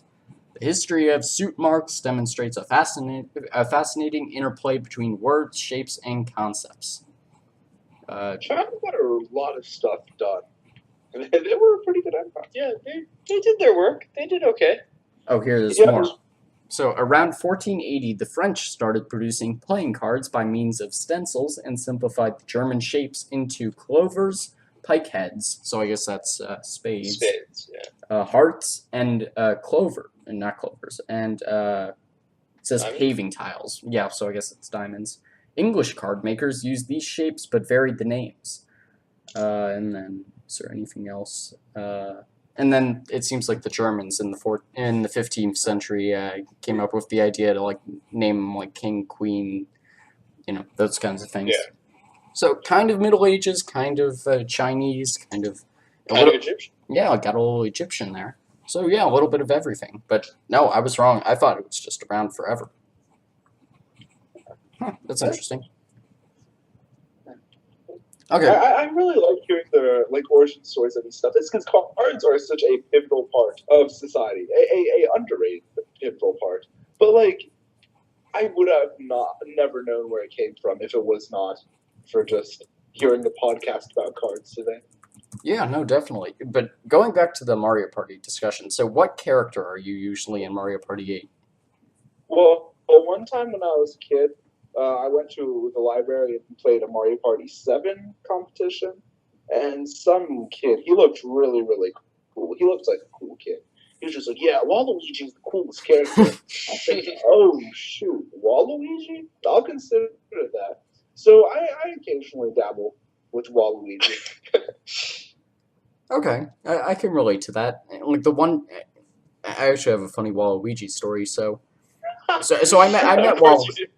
So I like to try and introduce things to my family. So like I had no one to play Mario Party 8 with, and I was always beating up the computers because they're easy, as Bijan basically what's the word I'm going for? Said. Yeah, sure. Let's go with that. Established earlier, but yeah, so I would always be Waluigi with him, and then. Now my parents think I look like Waluigi, and they just say Waluigi when I'm around, and it's kind of weird. But That is a little weird. Yeah. Yeah. Okay, that's story time with Ryan. Let's avoid that. Avoid comparing Ryan to the pedophile guy now. So, I mean, because he kind of looks like a pedophile. Let's be honest. Like, he's got a creepy. Maybe that's why the kid liked him. He's got the 'Cause he looks pedophile like a mustache. You know, like he's got the old English mustache. You know, like the what is it? You twirl in your hand. Yeah, like I always knew Waluigi was like was like Luigi, but with a W. Yeah. But it blew my mind when I heard Wario was Mario with a W a little while back. I just never considered it. Yeah. No. Usually though, I'm like blooper or something, just because you know the octopus is my spirit animal. So yeah, I Of course. usually go for that one. Wait, why would you say the octopus is your spirit animal? How do you identify with an octopus? Ah, great question. So clearly you did not see my self-portrait presentation a year ago. In Clopton's class? Yeah, in Clopton's class. Oh, yeah. I wish I took a video of that. That was probably my best presentation ever. I like to think I'm famous in Math Sci for being an awesome presenter, but that's obviously just a figment of my imagination. But Yeah, probably, but that's okay. But, okay, so what am I saying? So, yeah, like, why the octopus? So I'm actually wearing an octopus shirt right now. I would turn on the video, but I'm not decent. No, just kidding. So, basically, He's only wearing an octopus shirt. only the octopus. But yeah, no, like, what I like about the octopus is, so I always like to think of myself as a pretty gangly person. So, you know, like, I have long arms, like, long legs, so, like, I like to think, ooh, having a lot of tentacles is kind of like that, so that's cool. But I also think like the octopus has the coolest superpowers of any animal.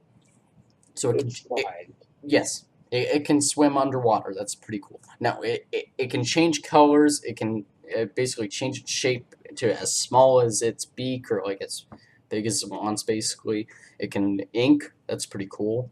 It's one of the smartest animals in the ocean. It's a pretty cool animal. Let's be honest, and It is. yeah, that's basically why I chose it. So gangly and smart. Yeah, pretty much. There you go. So, what would your spirit animals be? Mine's a turtle, that's for sure. I just like turtles. Okay. Let's think of what mine is. Well, Take that! I have been compared to a hippopotamus a couple of times, but I think that was more of an insult more than anything. So I'll have to think about it. What would you guys say would be my spirit animal? And don't hurt my feelings. A leopard or a puma. That's what I say.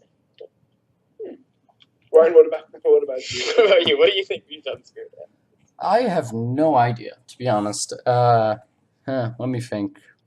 I'm gonna be honest. The first thing that came to mind was a flamingo, but that is not accurate. I could see that actually. I would say that, but like I can't eat shrimp, and that's essentially all a flamingo is a shrimp. It's Yeah. a big shrimp eater. And you're not But I gay, so love like that causes a problem. Because you know, like the whole thing with flamingos is, ooh, they're flamboyant, but like it's just not a. And I get that like that's not just a gay thing, but like it's a pretty high correlation there. I think it's an attention whore thing, and I'm kind of Wait, what are you saying? like I'm kind of an attention whore, and I like attention, and I'll say peacock because peacocks grab attention. Wait, is peacock? Yes. Wait. Yes, Bijan. Yeah, male peacocks at least. Oh yeah, or there's a bird that just puffs its chest out because it was really cool, and it was pretty shiny and it was colorful. So yeah, I would say a bird that just tries to get attention, because that's all I am. At the end of the day, it's just some trash boy that wants attention. I mean, that's a lot of us, to be honest. We're just not as forthright about it. I mean, we all want either For the record, I'm totally cool with not having any attention from anyone. We know, Reed. Yeah. Well, is attention different from recognition? Yeah.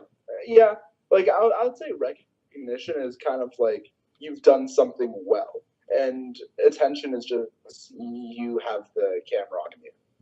Also, I think recognition kind of comes like there's specific people you would want recognition from. Is that reasonable? Like attention, like really you could get attention from anyone, but recognition, yeah, you could get recognition from anyone, but it's only meaningful if it comes from someone that you respect or someone that is, would, also is capable in whatever you did, or, would. I'm not enunciating this properly, but No, is that, I get it. is that something that's also? I'd say it makes sense. Yeah. No, I get what you're saying. I get behind that theory. Okay. So yeah. I mean, I would never want attention, but recognition from like Dr. E. Yeah, that's totally reasonable. I do want that, and I do get behind that. But that's because I respect him, and that's because, I would want it to be something from something that I've done or work that I've done. I don't know. That's interesting. That's an interesting way to think of recognition. It's just attention that you want from one person in particular. That's different than I've ever thought of it, certainly. Okay. Wait, yeah, Reed, I think you just came up with a brilliant definition. I did? Mm-hmm. Oh, okay. Well, cool. I hope to get lots of recognition for it. How about that? I'll give you attention. I don't want attention. Bijan, I want recognition. So have you guys seen the new Solo movie? No. Oh, I'm going to see that in a couple of days. Nathaniel said it was really good. But... Yeah, I heard that too. I was expecting him to say it was bad. I heard it. So I heard online that it wasn't good. Yeah, that's what I was hearing too. It was really good. So I don't really know what to say. Well, I absolutely love Donald Glover. So I've seen a lot of him in the trailers. So I hope to God it's good because he is one of my favorite people. I heard that he's not in it enough. Like that he was really good in it, but he's not in it enough. That's a shame. Yeah. Okay. Also, one of my friends told me just recently that Donald Glover and Childish Gambino are the same person. And that was me. Yeah, it was you. Yeah.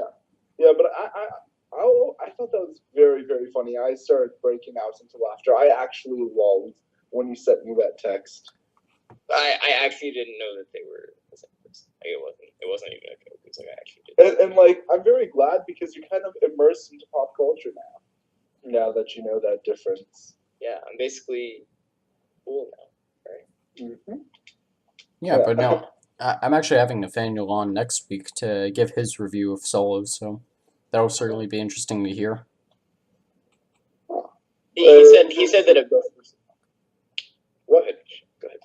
Is the podcast just going to be about Solo? It's gonna be about Solo and anime, so unless you consider yourself an otaku, you might want to skip that one. Nathaniel told me that one of the best parts about Solo was the soundtrack, and that it was a good soundtrack. I heard that actually. Which is fine. Not something that I usually appreciate. Yeah, especially in Star Wars movies, you kind of take it for granted. Yeah. So have you guys seen the Star Wars animated series, the Clone Wars? I heard it was brilliant, but no, I have not. I have not either. Yeah, so I've talked about this with Nathaniel, and we both agree that we would actually take the entire Clone Wars series, like the animated series that is, not just like Attack of the Clones, because that movie sucked. We would take that over all of the Star Wars movies combined. That's how good. Yeah, that's how good it is. See, Rogue One. People say they don't like it, or at least Nathaniel said he didn't like it. I really liked Rogue One. Rogue One was sick. So I don't know. That's just me. Yeah. So you guys should really check it out. Like the animated series. Yeah, it is awesome. And make sure it's the Clone Wars one, because they have another one that's called Rebels, and that one sucks. Don't check that one out. Okay. But yeah, that's a really good series to binge. Well, I will check that. I actually am not I used to love Star Wars as a kid, but I just love the concept of Star Wars. But I never really watched all of the movies. I only watched just a few of them. So I should really binge watch all the movies just so I could be a Star Wars fanboy one day. Yeah, no, I understand that. Like, I'm probably the biggest Star Wars fan in the school. I know Noah Smith gives me a run for that, but I know more about the EU than him, so I can claim to be that guy. But no, I actually still haven't seen the free recent movies since the Disney acquisition, so I need to get my butt in gear. Is it because of the Disney acquisition? I would like to say that it is, but no, it's really not. It's because I have like I guess it would be a strike on movies at this point, and I've kind of made it a character trait of mine that I don't watch movies. So either I have to secretly watch them. I don't know. I'll figure out something. So, so why is that a character trait now? I don't know. I kind of locked myself into that, and I went on a whole crusade against movies and why they can't tell an effective narrative. And now if I go out and watch a movie, I'm kind of doing that. I'm not doing that justice, but I don't know. I don't think anyone will judge you. No, I know, but as I said, my plan is just whenever I get a girlfriend, I'll just binge a bunch of movies, and yeah, we'll see how that goes. Or she'll just call you a nerd because you haven't watched all the movies. Well, that's a compliment, so you know. No, I don't know. Let's see. So, do you guys have a favorite color? So I was talking to Alfie about this, and she has a really interesting thing where she actually changes her favorite color by the year. Huh. Well, ever since I was a kid, it was blue. I really dig blues a lot. And Green for me, without a doubt. oh shoot, I forgot about green. How'd you forget about green? All of those sneaky colors that. No, it is Ah, a those color. dumb No one really secondary knows. colors. Ah, Yeah, man. Yeah, See, so but purple's nice too, though. I kind of like purple. I like purple more than blue, that's for sure. Wow. yeah. Why is it that computers went for red, green, and blue as the primary colors instead of red, yellow, and blue? Well, actually, it's because it's the difference between like light and actual like color. So like light colors, light splits into red, green, and blue, whereas color goes into I don't know, but there is a reason behind it. I should know this because our physics project had a big portion of this. There are enough of it that I should know it. It's something to do with the actual components. So it isn't a chosen thing. It's like an actual component of the color. Is that it's not? It works better. Oh, okay, that's interesting. I'm not sure exactly the science behind it, but it's not like they were like, let's just do these ones. I like green, although that would be completely reasonable because green is better than yellow. But I think it is actually there's a reason. Okay, so this is interesting. So what video game? Okay, here I'll make this a two-part question. So what video game do you think has the best soundtrack? And then what's your favorite video game song? Okay, Beach, you're up. you know, I hate single player game modes. Any like not games, single player video games, and usually those are all the ones that have soundtracks. So I don't have an answer to that because FIFA. I love FIFA. FIFA's soundtrack? Just a bunch Yeah, of pop songs. yeah. But back in the day, like I doubt I'll like the music now. But back in the day, I freaking bopped to FIFA soundtracks. What Man. FIFA game was this? All of them. I think I just associated the songs with having an absolutely great time. That might be why. But yeah, I can't name any specific FIFA songs, but it was just very fun for me. Okay. What about Yuri? Is the CS:GO soundtrack? Well, okay, so when I play games, I don't usually play single player games like Bijan said, and when I play competitive games, I turn off the sound so that I can be the best. I can be the best that I very can be. And also, I don't like music. Music is not something that I get behind. Ooh, we're gonna talk about that in a minute. Shocks me. Yeah, people always say that, which is fine.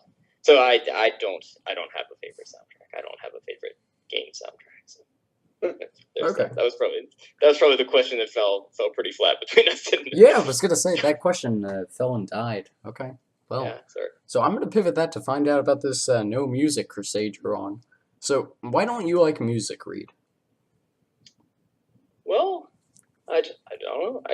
I can appreciate classical music, and I listen to classical music, Yay! and that's good, and I like it, and it's enough to appreciate, and I that is really the only music that I listen to. So I don't know why I don't listen to other music. Do you have a favorite classical piece? Well, so Bronze. And I get that's a really hard question because I really like classical music as well, and I couldn't tell you my favorite classical piece So- either. Vivaldi's Four Seasons is tough not to just love. It's nice. Well, except for Spring, because Spring's been done to death. Yeah, perhaps, but it's good. I like that. And then Chopin is nice, and Beethoven's Ninth is nice, and it's most all classical music. Bach can sometimes get a little heavy for me, but it works. It's okay. But most all of it's just nice. Like there's no bad classical music. I don't think. So, Yes, That's incorrect. there's bad classical music. there is. Like I don't like strings nearly as much as I like the piano. Oh, you can find some good strings, I like strings. Strings are nice. especially I some like of the violin. Beethoven's. But like it needs to be done well. Yeah, well, but that's another thing. It's like most classical music is done by like professionals. Like you don't have SoundCloud rappers in classical music, Yeah, So- I mean that wouldn't so be it's classical. good. Yeah, right, exactly. But there's no people that do it well, and you don't have to worry about someone being bad at it because everyone's like really good at it, and they're in a big orchestra or something. So I don't know. That's something I can appreciate. Yeah, Bijan, I'll send you a link to a couple good string classical music pieces because those are definitely underappreciated. The soundtrack for Schindler's List, it is a string song and is classical music. I adore that. It is really good. Have you ever found out what it's called? The soundtrack for Schindler's List. Oh, well, not that. I mean the The string. actual song. That's what it's called. That's what it's called. Wait, seriously? I Google it just to double check, but I believe that is what it's called. Here, let me look this up. Soundtrack for. The theme from Song. Schindler's. Nope, that's Schindler's Fist. Oh, okay. No, I'm just kidding. I made that up. That is kind of nice. Oh, Okay. you heard it before? I'm listening to it now. Here, I'll check that out later. Yeah, but no, some of my favorite classical pieces are actually a great strategy I found for finding new classical music is take a song that you know really well, and then look at the other movements. Because nobody ever thinks about the other movements. Like everyone's like, "Ooh, I love Moonlight Sonata" or whatever. But all anyone thinks about is Moonlight Sonata, movement free. But if you've ever checked out Movement 1, it's amazing. It's way better than Movement Free because that one's sappy. It's like do do do do do do. It's stupid. I don't like anything Beethoven because he's What? just overdone. Are you kidding me? Like Beethoven's the best. Beethoven was the epitome of good music. He is the best composer ever. Like that's why everyone overplays him. Bijan, you can't not like Beethoven. I mean, you can appreciate his work whether Yes, you listen I can to it all the appreciate time. his work, Okay. but like if But it you wouldn't wasn't listen to played it. every second of the day. Okay, that's Okay. good. I mean, Okay. well, here, to be fair, people do overdo a couple Beethoven songs. Like, people overdo the Ninth Symphony, people overdo the Fifth Symphony, people overdo Moonlight Sonata. But he's done hundreds of works. If you just look at, like, some random one you haven't seen before, it'll knock your socks off. Like, he just does a good job. And you know why? Because he is part of the Romantic era. And there's nothing more romantic than listening to a good Beethoven song and playing a video game or getting some homework done, or don't actually get homework done. I find it impossible to get work done while I'm listening to music. But no, like just listening to like a good Beethoven song really brings like you in a mood, and like it just takes you through things, and it's way better than listening to something like Bach. Because like the problem with Bach is they didn't even have a piano at that point. Like you're listening to a harpsichord, and like it's Although, okay, so I heard a Bach harpsichord duet, I think it was, and that was nice. That was so like when I say that all these things are nice. That one was like the nicest. That was the best one I had ever heard, and it was a. Let's see if I can find it. Oh, actually, you know, I just this just popped into my this just popped into my mind, but there's actually no copyright on classical music. I can actually give you an example of one of the ones I'm talking about. Oh yeah, that's awesome. Yeah, because like I mean, who's gonna copyright it? Like it's Yeah, what? They're all dead. I mean, come on. here. Let me see if I can find this. Here, I promise to keep it to a minimum because I don't want to be that guy that just turns the podcast into a big music session. But I think that would be a good interlude. Bro, let's do a jam sesh. But no, just so we don't have dead air. And then in the meantime, Bijan, what do you think is the most overdone song by that like they play for Beethoven? Well, here's the thing. I never actually look at the song names. I just let it play, and I either skip it or not skip it. So I don't know the names itself. Oh, okay, I got you. Party foul. Okay, I am. I'll be right back. Sorry. Yeah, sure.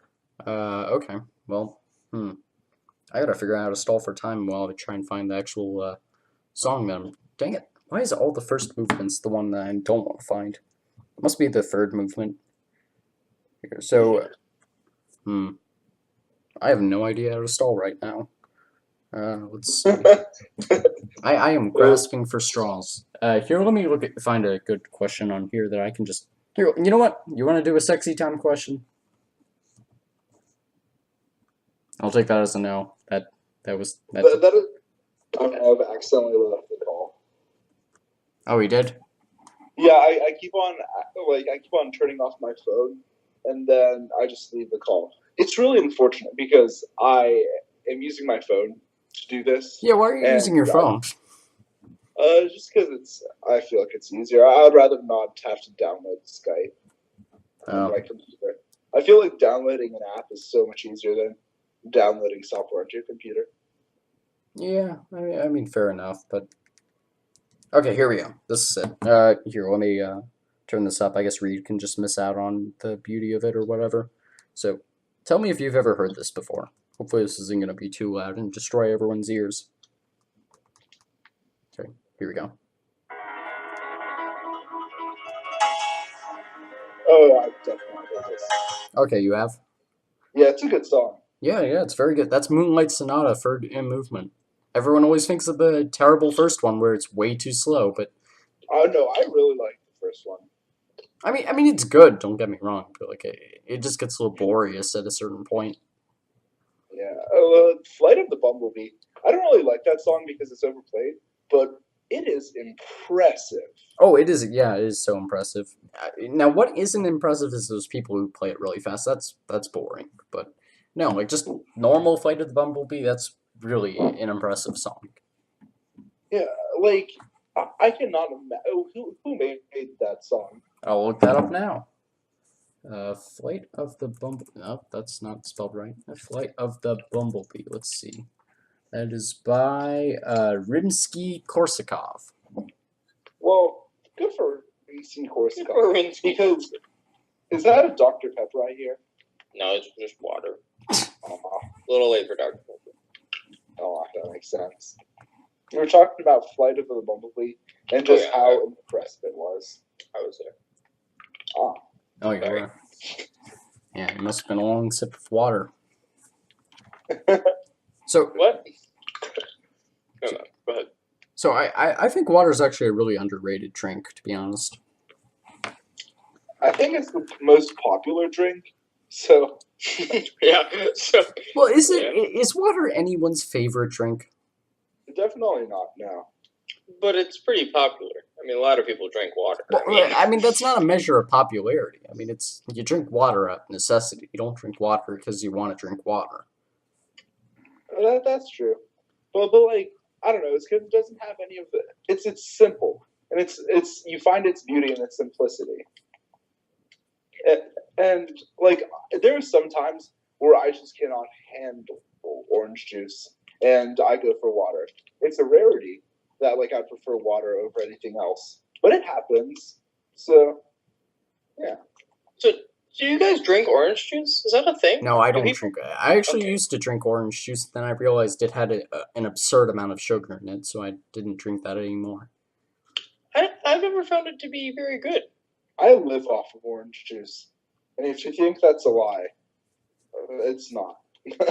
Okay. Yeah, I drink way too much orange juice. Like, how much do you drink in a day? I would say 3 glasses, 4 Really? glasses maybe. That's a lot of orange juice. Yeah. Yeah, it's just See- really tasty. It's addictive, and See, I really like juice. Like I drink a lot of juice, or I used to, but orange juice really isn't. I don't know. It just doesn't seem good. It doesn't seem like the good kind of juice, you know. Why have orange juice? Or why have orange juice when you could have grape juice mixed with peach juice, right? I mean, come on. Yeah. Okay, Yeah, it's- grape it's juice that- mixed with You're peach. saying that just because you're fancy with your juice. Well, You threw a juice party. He's a juice connoisseur. Yeah. Well, but how about just grape juice? Grape juice is better than orange juice. Apple juice is better than orange juice. But popularity-wise, it definitely orange juice takes the lead. I don't Okay, think I but- remember. That's But why out of just quality, out of just what tastes better. I don't know. I dig grape juice, and I just don't see it in the stores. Therefore, I never pick it up. But I should, because it's a beautiful juice and it's underrated. I would say grape juices and peach juice is far more rated Peach than water. juice is so good. I don't remember the last time I've had grape juice. To be honest, I don't remember what it tastes like. Really? Yeah, It's just like unalcoholic wine. Oh, really? But if you mix it with peach juice, it tastes really, really good. So, Well, what is peach juice like? well, when mixed with grape juice, it's super good. That's what it's like. Okay. On its own, drinking too much of it is like weird. It like coats your mouth. Ooh. But it's not overpowering. So does it just help the mouthfeel of grape juice? Yeah. Let's go with yeah. Okay. I don't know. It's good. I mean, that's what I like about water. It has an awesome mouthfeel. Like, when you're swallowing water, it's just a nice feeling. Like, it really rolls down. Which I say right after I drank some water, so I have a good frame of reference. But, yeah, like, when you're swallowing water, it just feels nice. Like, it just has a nice flow to it. And, like, when it's in your mouth. You just know, some things feel right, and that just feels right. Yeah, it's very smooth. Now, So would you say water is your favorite drink, Ryan? I mean, that's the only drink I drink. So that'd be kind of Really? awkward if that wasn't the case. So all you drink is water? Yes, actually. Well, I do occasionally have Gatorade at like the refereeing tournaments if I'm sweating like crazy, like today. But just to make sure I don't have heat stroke or something or run. So does that include like you don't drink coffee or tea? No, I don't. No, So no caffeine. I take a lot of pride in not taking any caffeine. No. Wow, that's impressive. Me Does too. that surprise you based on my energy levels? Well, I don't know. I'm surprised when anyone can get through their day without caffeine. It's a drug. It but is no a one drug, really yeah. acknowledges it as such. No, nobody does. Well, it's a good drug though. No, it's not. It's a bad drug. No. It is a bad drug. When I am off of caffeine, I get bad headaches. Yeah, well, it's a better drug than cocaine Well, that's not the argument here. and weed. We're not. Well, And- actually, I would disagree with that. But You say that caffeine is a worse drug than yes, I would say that. wow. Really? Here, Bijan, can you back me up here? Well, I would say the inhalation of marijuana is pretty bad. Well, here. Yeah, 'cause, Okay, because so of- if you vaporize, I don't think it's worse than caffeine. But if Well, you okay. So caffeine. When you drink caffeine, you get the motivation. You get the energy to do things. When you okay, do weed, I see when where you you're going do the here. weeds, you get the lack of motivation. I see the where you're lack going of here. Okay, so there's right? actually I don't know if you know about this, and I don't know why I'm the one talking about this. I've never smoked weed in my life, but I listen to Joe Rogan's podcast, so I know quite a bit about weed. I'll be honest. Okay. So there's actually two types of weed. There's indica, and then there's sativas. So indica is the one that you're thinking of, where it makes you lazy and not want to do anything. But sativa is the other type of weed where it makes you think more and it makes you consider situations and be more open-minded, and it gives you a high, obviously, but it gets you motivated to do work.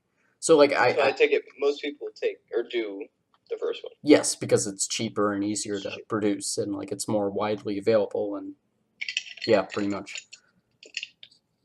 Huh.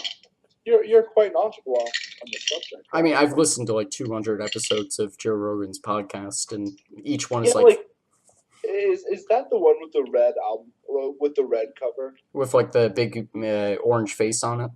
Yeah. Yep, yeah, that one. Joe Rogan's. Is it any good? Should I? It is an awesome podcast, and no, he doesn't just talk about weed. It just comes up a bunch. So what is it about, his podcast? Honestly, I kind of modeled this podcast after his podcast, to be honest. It's just about, he brings on somebody that he likes to talk to, or like his colleague or whatever, and they just talk about stuff. And they just talk about whatever they want to talk about and have a conversation. So what are the... Even if I don't know the colleague, then you are fine, buddy. Oh, yeah, Capitals actually scored! Woohoo! So is it 1-0 now? 1-0. Nice. Okay, well, the Golden Knights will probably score again, whatever. But no, so I don't know if you know anything about Joe Rogan, but he does a ton of stuff. So he's a comedian, he's a MMA commentator, and actually I was hoping we could get into that at some point. Wanted to talk about that with you guys, since I know you guys did wrestle at that Ultimate Frisbee thing one time, and that's basically my only in at this point, to try and find somebody that can talk about MMA. But yeah, he does MMA, and then he also is a TV host a lot of times, and he's just a really knowledgeable guy as well. He's one of the two people that I feel really opened my eyes to a lot of things, and just changed my mind, and just really helped me develop as a person. So if that's not enough recommendation for you, I don't know what it is, frankly. But yeah, it is an awesome podcast, and he does an awesome job with it. And yeah, I would recommend it very, very highly, alongside Hello Internet, if you haven't listened to that. Yeah, I just didn't know what it was about, so I never clicked on it.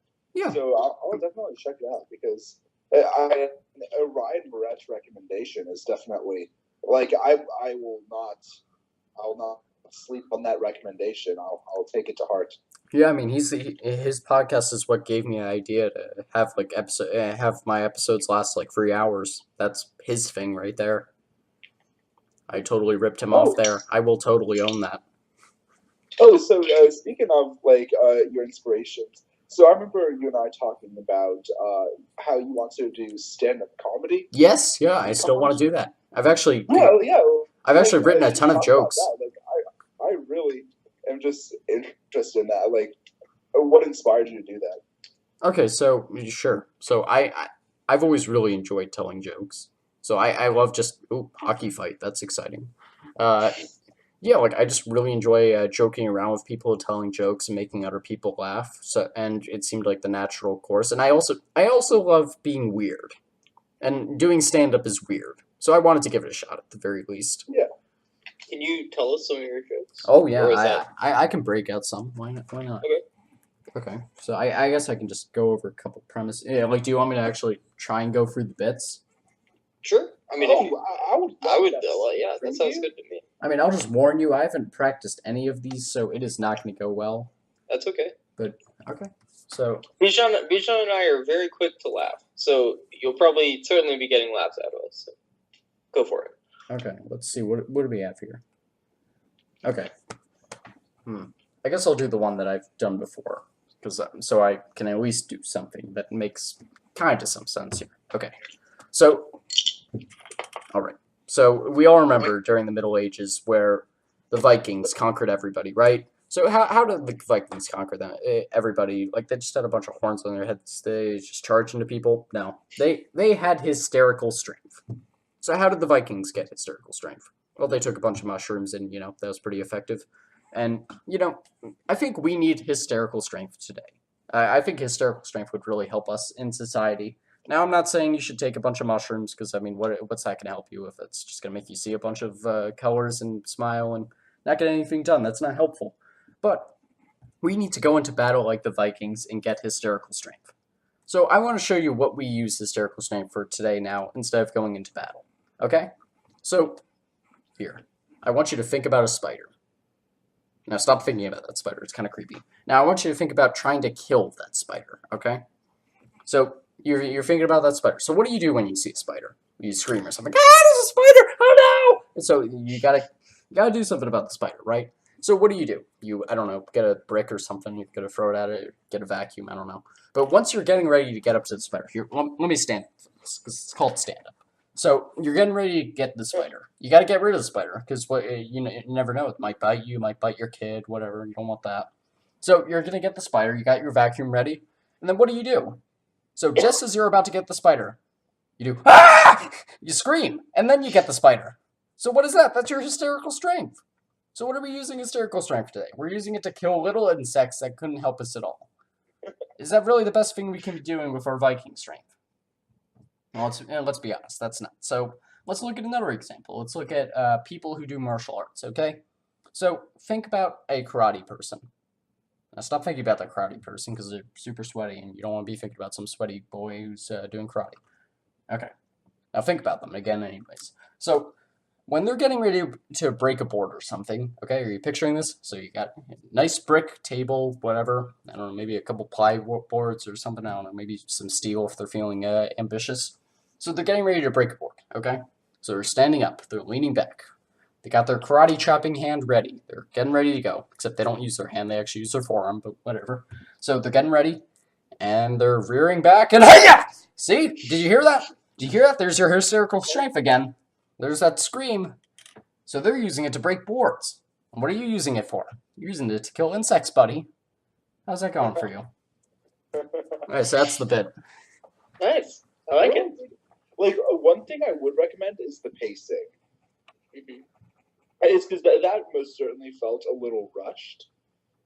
Oh, But rushed. Okay. I thought you were going to say it was too slow. Definitely the pacing. Well, you're just trying to slowly explain something to someone.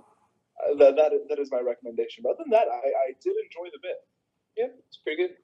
Yeah, so I guess I'll just touch on a couple of other premises, not actually go through them because I have no confidence in telling them. So I have one on how I only use cruise control to drive, except in parking lots. So I wouldn't want to have to parallel park ever because that would go pretty horribly. So let's see what else. I have a bit about going to Nathaniel's party one time. That one's awesome. So just to touch on a couple of those, I have a sketchy van, a wheat story with his boyfriend, me trying on a woman's frilly panties. That was an interesting one. Hello? Yep. Yeah. You can ask him for those pictures. I will not. And then there's one about me trying to put a traffic roundabout in the school hallway. So, yeah, that's pretty good. And then I can all imagine what Nathaniel has on his phone. Yeah. Yeah. That's probably a problem. Yeah, I should probably deal with that at some point. One day when you're a politician or something. Yep. Yeah. Okay, so I have an idea. You know the roundabout right around school? Yeah. Or around what used to be our school? So what if we got, like... We still haven't graduated, Reed. We're still there. But say we got... Let's see. Let me do some quick mental math. 15 guys. Or people. Human beings. And they all got in their cars. And we just filled up the traffic circle. And just kept driving around it. I've actually thought about this before, yeah. So why haven't we done this? This seems like a perfect idea. We could block traffic forever. Because we're not horrible people. I bet a police officer would just... What are they going to do? Tell us that we're not allowed to drive on the roads? Yes. What? How? How are they going to justify that? They're just going to fill it up with police officers and then drive us off the roundabout or something. But there won't even be any room. They'll have to yield to us. Otherwise, they'll have to yield to us. Yeah, because we control it all. Oh, that's we're great. controlling an intersection. Wait, you both have thought about this before? Yes, I'm like not getting like 15 people, but I thought about, hey, what if I just didn't get out of this roundabout? Just stuck in an eternal limbo. That's honestly the dream.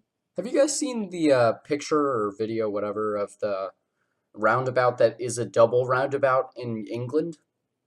What? Where they have a roundabout? Okay, so here, let me see what I have to look up for this. Is it called double roundabout or something? Whatever. I need a visual here to make sure I explain this right. Okay, is this it? Double roundabout England. I actually think it's in Wales, but whatever.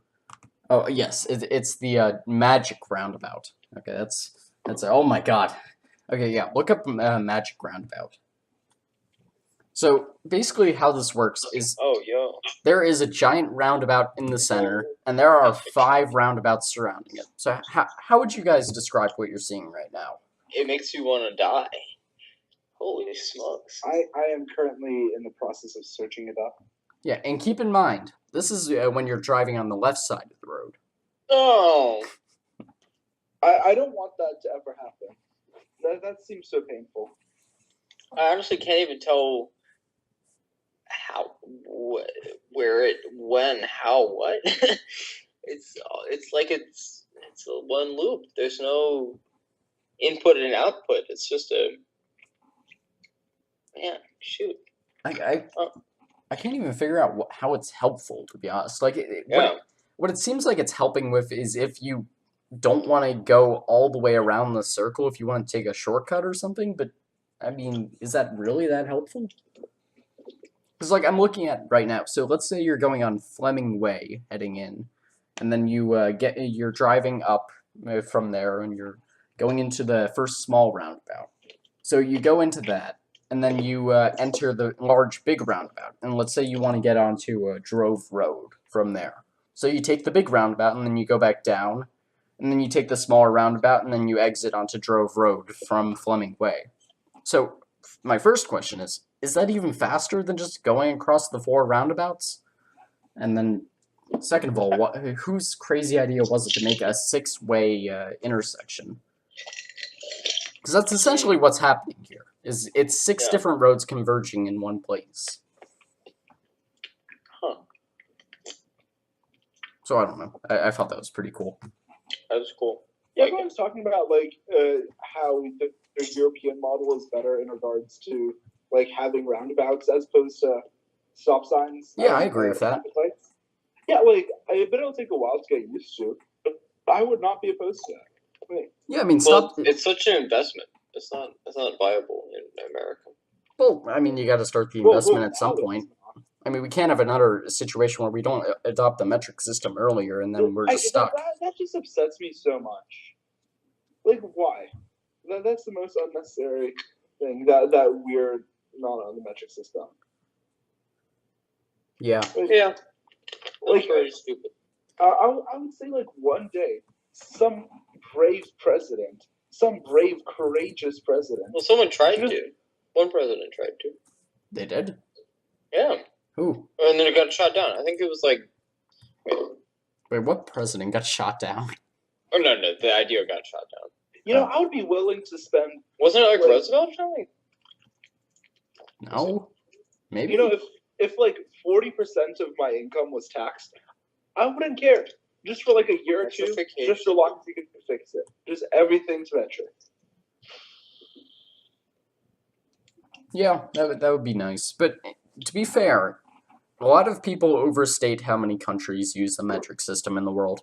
There are a lot of people that use modified metric systems, like England, for example. Did you know England actually used the mile? Do they still use the mile? Yep, they still use the mile. They still use England's stupid too. Yeah. They still use the pound for weight, not for money. So it was Jimmy Carter. Oh, Jimmy Carter. Jimmy Carter was an awesome president. So I actually asked my parents about this, because they're ungodly old. So I was like, hey, you guys have a perspective that I don't have. Tell me about things that happened in your life. So they told me all about, civil rights era and, Ronald Reagan and Jimmy Carter and stuff. And apparently Jimmy Carter was not many people liked him. He was really just not, I don't know. It was because of the inflation era. Everyone blamed it on him. Yeah. And they did say that he probably wasn't as bad as people say he was, but both of them would have been, he was a Democrat, so both of them would have been with his party But they still weren't crazy about him. So I don't know. I miss olden day politics where there was such a thing as moderates, and not everything was just either right or left. Well, here, not I want to disagree with that, Bijan, because I think you took it a step too far. There are moderates today, but I miss the day when the moderates were the majority. Yeah, I agree with that. And there's like barely any in power. It's because they cannot get elected, moderates, and it's saddening. I Like, don't know. I think someone like Obama was a moderate. No, I think a lot of people think he was a liberal, but just no. I mean, he wasn't a moderate. Yeah, I would. He was probably more moderate than some people would have been, for sure. But well, I think a lot of people think he was a lot more liberal than he was. But if you just look at the kind of policies that he had, it wasn't actually that liberal at all. Well, universal healthcare is one of the big things. yeah, that's pretty far up there. Well, sure, but then you also had all the stuff that he did with the banking system, and then trying to think. Yeah, everyone hates him for that, just probably because they don't understand it. Yeah, and he had to bail out the banks, and in order for this economy to start running again. Like, well, I'm not even talking about that. I'm talking about some of the repeals on like the banking restrictions. I forget the exact name for the bills right now, but because like I just don't follow politics at all because I could care less about or couldn't care less, I guess, about politics. I think it's a complete waste of time to follow it, and like you don't learn anything. Like if you are just smart, you can understand what's going on. You don't need to know like any individual politician or like any individual bill that's going through. You're just wasting your time. Yeah. Yeah. And I mean, well, obviously, also, if you're interested in it, obviously, like go all out. I'm just talking about for like the average Joe that thinks they have some civic responsibility to know everything that's going on in politics. Well, that's another thing. So like Miss Amato, I know Bijan. I have a. Do you have her? Yeah, I do have her. I have a good word to put in about her. Okay, well, so I know I didn't. She was not my favorite teacher. No. And she always pledged, or she pulled the card of, you always got to go vote. You always got to go vote. It's important that you vote. And yeah, sure, it is important that you vote, I guess. But it's not. It's really not important. Because of the law of big numbers, your vote really doesn't matter. It really doesn't. And yeah, if everybody thought that, then yeah, nobody would vote. But yeah, no, your vote doesn't matter. And I don't understand why it isn't like a majority system, like instead of having the electoral congress, college. What is it called? Electoral college, yeah. Because like I bet there's a bunch of Republicans in California that just don't go out and vote just because they don't feel like their voice can possibly be heard. Oh, definitely. And like I know there's a good amount of Republicans in California, but it's just not worth it for them. And it will be an even race every time, but at least that people feel heard. So yeah, and I think we talked about last time in our podcast that we did about like the changes that should be done to the voting systems, but yeah, like I'm a very big believer in the problems in first past the post and how it screws up American politics because of all the things that develop because of first past the post, the gerrymandering, the strategic voting, the devaluing of individual votes, the try to think of it, the what am I talking about? The what is the other? The majoritarianism that develops from it, the two-party runoff that always is the case in a first past the post system. I can show you a video that diagrams all of the math that shows that every single time a first past the post system will devolve into a two-party race where both parties have to play to extremes to win. And what was that theory called where you vote for two candidates and if your first doesn't win, your second gets the vote? like the one that I proposed or not proposed, brought up. That was a single transferable vote where you rank all of the candidates based on where you want your vote to go, and if, like the person that you ranked first, like here, let's give an example from the past U.S. election. So let's say I don't know, you happen to like what's his name? crap. Well, this example is Gary Johnson. Let's say you happen to like Gary Johnson or something. I don't know. You're a libertarian or something, and you want a moderate, even though he wasn't that moderate. But whatever. You want a libertarian. He actually was kind of moderate considering the other two candidates. But whatever. So you want the libertarian. So you rank him first. So let's say that Gary Johnson loses, obviously, because first, Obviously. I mean, yeah, like even if people were doing this, he still would probably only get like 5% of the vote because he wasn't even that good of a candidate, anyways. But whatever, that's not the point. So he gets like 5% of the vote, he loses. So everyone's vote that originally had gone to Gary Johnson because he was ranked first on their list is now sent to the number 2 candidate on their list. So it gets split. Let's say they said, okay, if Gary Johnson loses, then I really don't want Hillary to win or something, so I want the vote to go to Trump. So then the vote goes to them, and then like after all that, like the vote is reorganized, and then if someone has more than 50% of the vote, then they win. So basically, the whole premise here is you get to vote for who you really want to win, and then if they don't win, then like you get to get who you next want to win. And like the biggest thing is it gets rid of strategic voting, so you don't have to worry about the consequences of your vote. So like if the current problem I'm not making any sense. So what strategic voting is the belief that you have to use your vote to prevent the worst candidate for you to win. So let's say I don't know. Let's say there was a candidate that promised to raise taxes on the wealthy or something. I don't know. And you're a wealthy person, so you want that candidate to lose at all costs. So instead of voting for a candidate that say is proposing to get rid of taxes on the wealthy, you vote for the candidate that has the best chance to beat the person that says raise all the taxes on the wealthy and make them as high as possible. So you vote for that candidate instead of the candidate that you really want for yourself. So that's the problem with strategic voting, and it creates a system where you always have two candidates at the top, where like it's just a rat race at that point, and like you have to just see which side you're on, and I mean that's clearly what's the case in the American voting system. But what I'm trying to get at is in the strategic voting, you get to have who you want to win the most, and it doesn't hurt you at all, and you end up with a final system where 50% of the population is okay with the person who ended up with the final vote. Because the other thing is you get to rank as many people as you want. You don't have to rank everybody. So if you only are okay with like 3 people winning the election, after 3, if like they still need to find a new candidate, your vote just disappears. And like it no longer matters.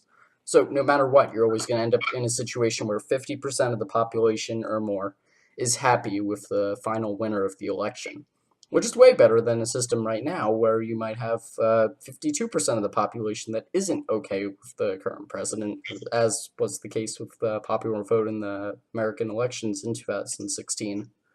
So there's a lot more benefits, and I'm doing a pretty horrible job explaining it, to be honest. So if you guys really want to get a better idea of why a single transferable vote is such a better system than first past the post, I'd really recommend checking out CGP Gray's video on first past the post and single transferable vote and why it is the perfect electoral system, because he does an amazing job explaining it.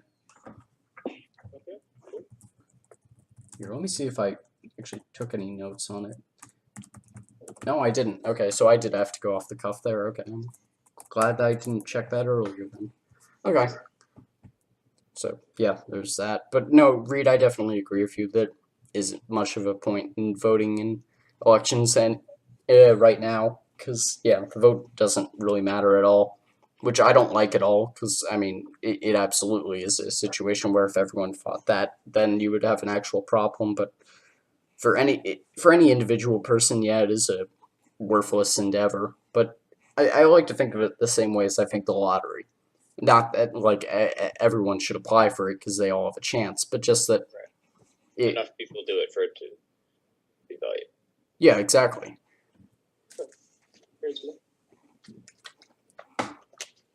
Okay, so here, let me see if I can find an interesting question here. Yeah, I kept wanting to go back to the MMA thing, and I never did. So, are you guys into MMA at all? I am not, but I enjoy the brutality of it. So I'll be completely honest. When you first mentioned it, I looked up what MMA was. So And my heart I just realize sunk. now that it is mixed martial arts. I bet it'd be a fun intramural thing to do in college. Dr. E did it, so. Doctor E is really cool.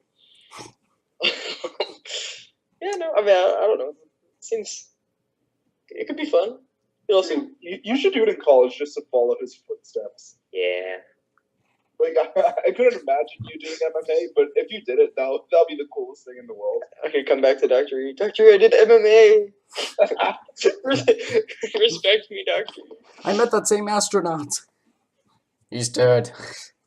You met an astronaut? What? Yeah, you didn't hear that whole story? I don't know. He's said so many stories. It's really hard to keep track of him at this point. Yeah, no, I get that. So the whole story was he learned MMA from like some black astronaut that went.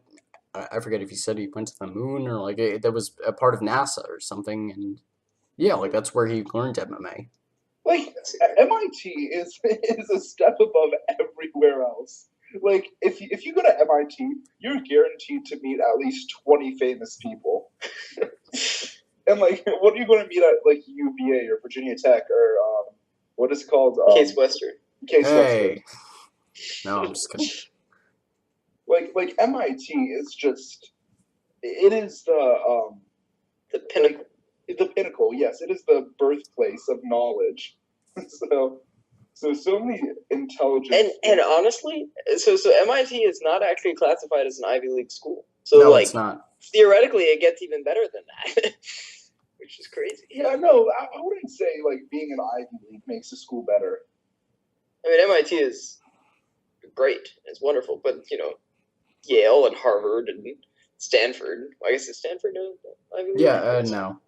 No, but you know, they do okay too. I would say in engineering and physics. Oh, MIT is top. But like maybe in like other stuff, like I know Harvard Law and whatever. But yeah, wait. We were off topic from the MMA. Yeah. Well, I don't know exactly where that was going to go, to be honest. Considering Reed. You like MMA? Yeah, big MMA fan. Nobody else is in the school. I have no one else to talk to about it. Yeah, that's. It seems like a fun thing. If it didn't cause like any brain damage or like physical damage, I would love to do it. Just because men are filled with testosterone and they just want to beat the shit out of other people. I mean, yeah, that's. It just seems fun. Well, here, how about this then? Because this is actually something I had to confront as well. Because I said I want to do MMA, but I don't want to get brain damage. So I found a martial art that actually doesn't do any brain damage to you, but you can go full force with it. So you guys are probably... Jiu-jitsu? Yes, I was going to say jiu-jitsu, yep. Jiu-jitsu is awesome. Like, anytime I do, like, the Greco-Roman wrestling, it's essentially jiu-jitsu. Anytime wrestling happens. And it is very fun. You need to be skilled to do that. Oh, yeah. Yeah, like, it's because I've seen some jiu-jitsu people on YouTube. It's because sometimes I'm just like, hey, what are the jiu-jitsu world up to? It's really cool. You need to be super, super strong, yet super, super, like, flexible and... You just have to have amazing technique. Oh, yeah. And like, I don't know how they do it, but they manage to be insanely strong. But they just have, like, you could put your hand around their bicep. Oh, yeah. I mean, it's all about leverage. And, like, it's just amazing. Like, just watching some of those scrambles, like, they, in, like, 5 seconds go from, like, a standing position to, like, they've got you in, like, an armbar or something. And it's an awesome thing. Wait, Reed, the first time I got you, was it in an armbar? No, he got you in a headlock. Oh. Although one time you, like, pulled on my arm really hard and then, like, I couldn't, like, my elbow got detached a little bit for the rest of the day. Oh, yeah, I remember one time you and I just arm wrestled, and then my, like, shoulder hurt for, like, 2 weeks afterwards. Yeah, I couldn't beat you in Greco-Roman, but I could arm wrestle you. Oh, yeah, definitely. You are a man when it comes to arm wrestling. but not so much a jujitsu. No, I'm not. Yeah, but I'll have to come back. So I'm definitely taking some jiu-jitsu classes in college. That sounds fun. Yeah. Like, do you think you can thrive in there, or like at least do half decentness? Because you are a very scrawny. Bijan, jeez. No, like I mean, it's just for like. Do you think you can like just simply through technique? Yeah. Make No, it- absolutely. Like that. I mean, the fact that girls can destroy guys at it should be telling enough. Oh yeah. Yeah. And I'm not saying I have the physical physique of a woman, but you know. Yeah. Plus, you could go to the gym and get big muscles. Mom. Yeah, that's always an option. I feel like going to gym in college is like a necessity. It's because apparently, like, who knew? But like, everybody in college goes to the gym, and I never knew that. Yeah, I mean, it makes sense. I mean, everybody's living near each other. I don't know, you got lots of free time. You got ladies to impress, you know. Yeah, Makes sense. how do you guys feel about going to the gym? So 3 days ago, I went to the gym. I did deadlifts, and I'm still having trouble walking properly because I'm super sore. But like I hate going to the gym, but like if for ladies potentially one day. Listen up, ladies. Bijan's single. And he'll go to the gym for you. Yeah, any lady listen to the podcast, Kicking the Monkey Brain, as it's called. Come again? Yeah, like, what was the intro that you did? The Monkey Brain thing, Ryan? You mean the title? Yeah, the title. Oh, Topical, Rationalizing the Monkey Brain. Oh, yeah. Kicking the monkey. Ladies listen to Topical, Rationalizing the Monkey Brain. Hit me up. I go to the gym. I'll be willing to go to the gym just for you. Keep that What in a mind. romantic. Oh. Yeah, I'll turn this into a dating service. Oh, yeah. Just name it like Bijan Mingle or something. It's just Like- Bijan. It's just Bijan. Yeah, that's the dream, honestly. Like I hope one day, like 2-3 years from now, a girl hits me up just because she watched this podcast. Yeah, you better Put my invite me to the email in wedding. bio. Yeah. Link in the description. Yeah. But no, definitely invite me to the wedding if that happens. But Wow. You're expecting a lot from this, right? I am. It better go well. But no, so I take it you don't go to the gym often then. Oh, I've just started going to the gym. I used to go to the gym a lot, like 2 years ago, but then it's hard being motivated when you don't have a gym buddy. So I'll be your gym buddy, Bijan. yeah, heck yeah. We live across the state from each other. So. Yeah. But when I come to UVA, we go to the gym together. How does that Okay. sound? That sounds good to me. Okay. That's good. So like, what kind of workouts do you? Well, actually, Reed, do you go to the gym? I've never been to the gym in my entire life, Really? really. Huh. But I have enough fun playing volleyball and frisbee that I stay active enough. But you know, like going to a gym where it's, I don't know. I'd rather get my exercise doing something fun, you know. Yeah, it's really boring. And Yeah. I would rather do anything else, but there's nothing else to do right now. There's no really volleyball. And like I kind of popped out of sports. Oh, are you going to volleyball on Monday, Bish? Oh yeah, definitely. A good time to talk about it. Sorry, yeah, in the middle of the Everybody road. was Yeah, be there or be square, you know. Yeah, but like sports are such a good way. Sports are very underrated because they are super fun and it encourages the youth and the old to stay healthy and active. Oh yeah, definitely. And Continue. I feel like a lot of people overvalue the gym, to be honest. Like everyone feels like you have to go to the gym if you want to get in shape or like put on muscle or whatever. But yeah, I've found that if you just work really hard in like a very small amount of time, you can get the same benefits from going to the gym for like an hour and a half or so. Oh yeah, it's just like many people these days are just lazy and they don't want to put in the work. And I'll admit, I'm lazy and I don't want to put in the work. Oh yeah, but like you and me yeah, both. like it's because it's hard. It's easier to not put in the work than it is to put in work, obviously. Oh yeah. So like it's the people are just content with how everything is. And I think Definitely. social media might be a reason for that.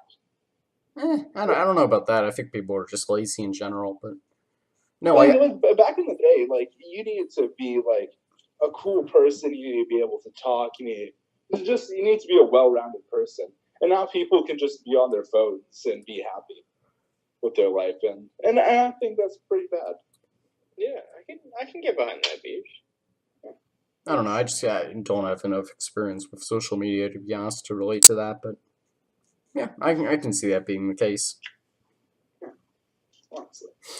But no, I definitely relate on that workout point because like for me, I have an awesome workout that I can do at home whenever I want to, and I know it gets me into really good shape, but I just don't want to because like I'm too content with my life right now, and I'm like, what do I care if I'm in shape? It's gonna make that much of a difference.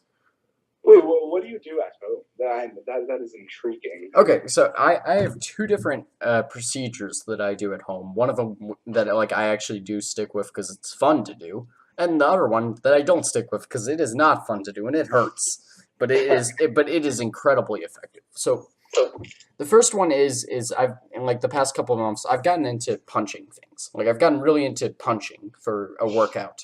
Should we be concerned? Yeah, Brian, you just thought of that too? No, not like punching people, you know. Well, maybe just a little. No. Just punching cats and small animals. Come here, little kitty. No, I don't do that. That's an animal abuse. No, I don't condone that, even though I don't like animals. But no, yeah, no, I'm building a case for a psychiatrist too.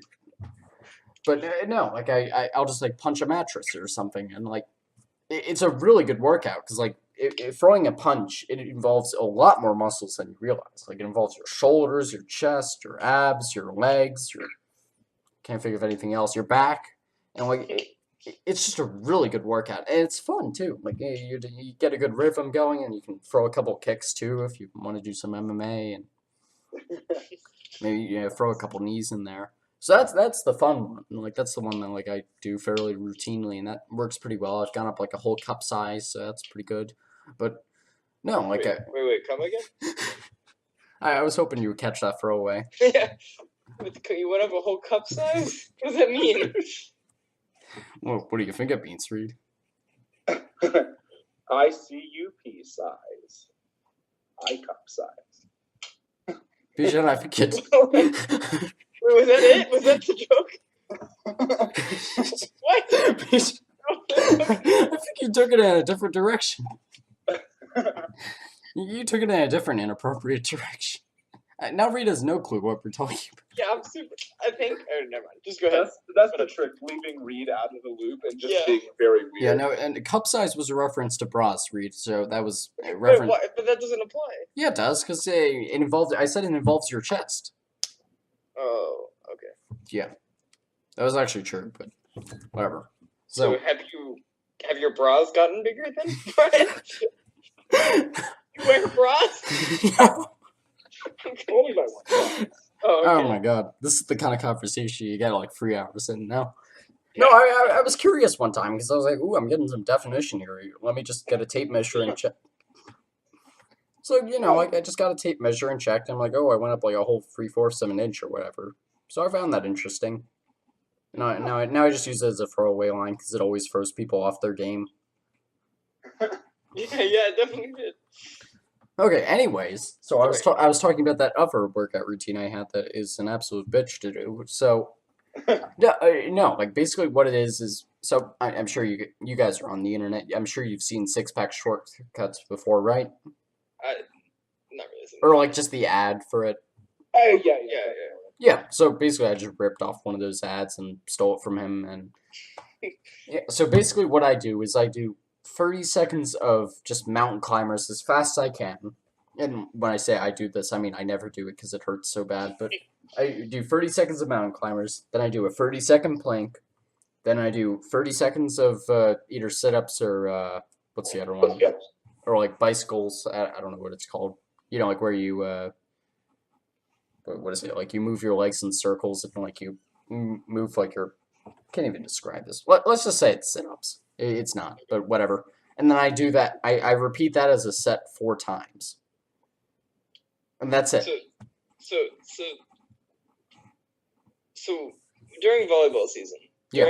during tryouts, so when I was a junior, so we had Mr. Kilby, who was Miss Kilby's husband. Mrs. Yeah. Kilby, she used to be an English teacher. Who means is nothing. now Miss Kilby? Yeah.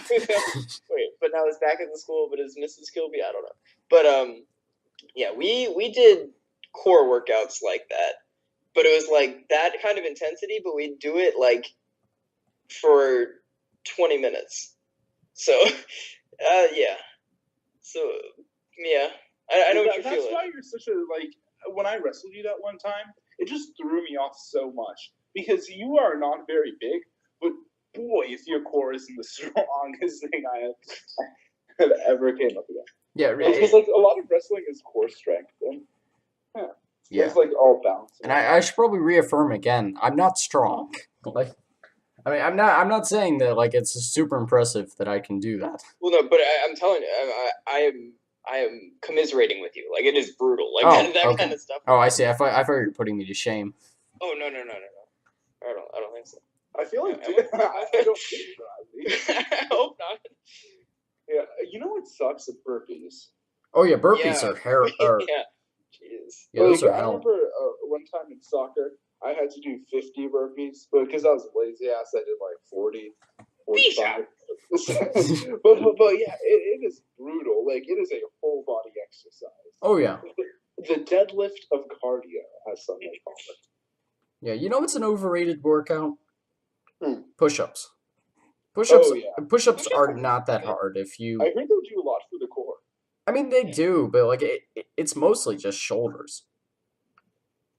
Yeah. They're good though. I mean, like No, they are good, but I'm saying they're overrated. Yeah, they're well. I don't know if they're overrated. I like them. Like, I think people don't tell me. I would say they're good simply because you could just do that like in such a minimal amount of space, no gear needed. Like most like these days, like you need like at least a couple of things to like in order to exercise, like stuff you need to pay for. But like with push-ups, you could just do it. It's easy. You get it done with. Your arms get a little bigger. Okay, well here, do you think that push-ups are a better workout or a plank? It depends on what you're Push-ups. going for, honestly. Push-ups. Because push-ups, you're basically already doing a plank, but also you're making big muscles. You know. 'Cause you have to keep the same plank. Well, yeah, but it takes a.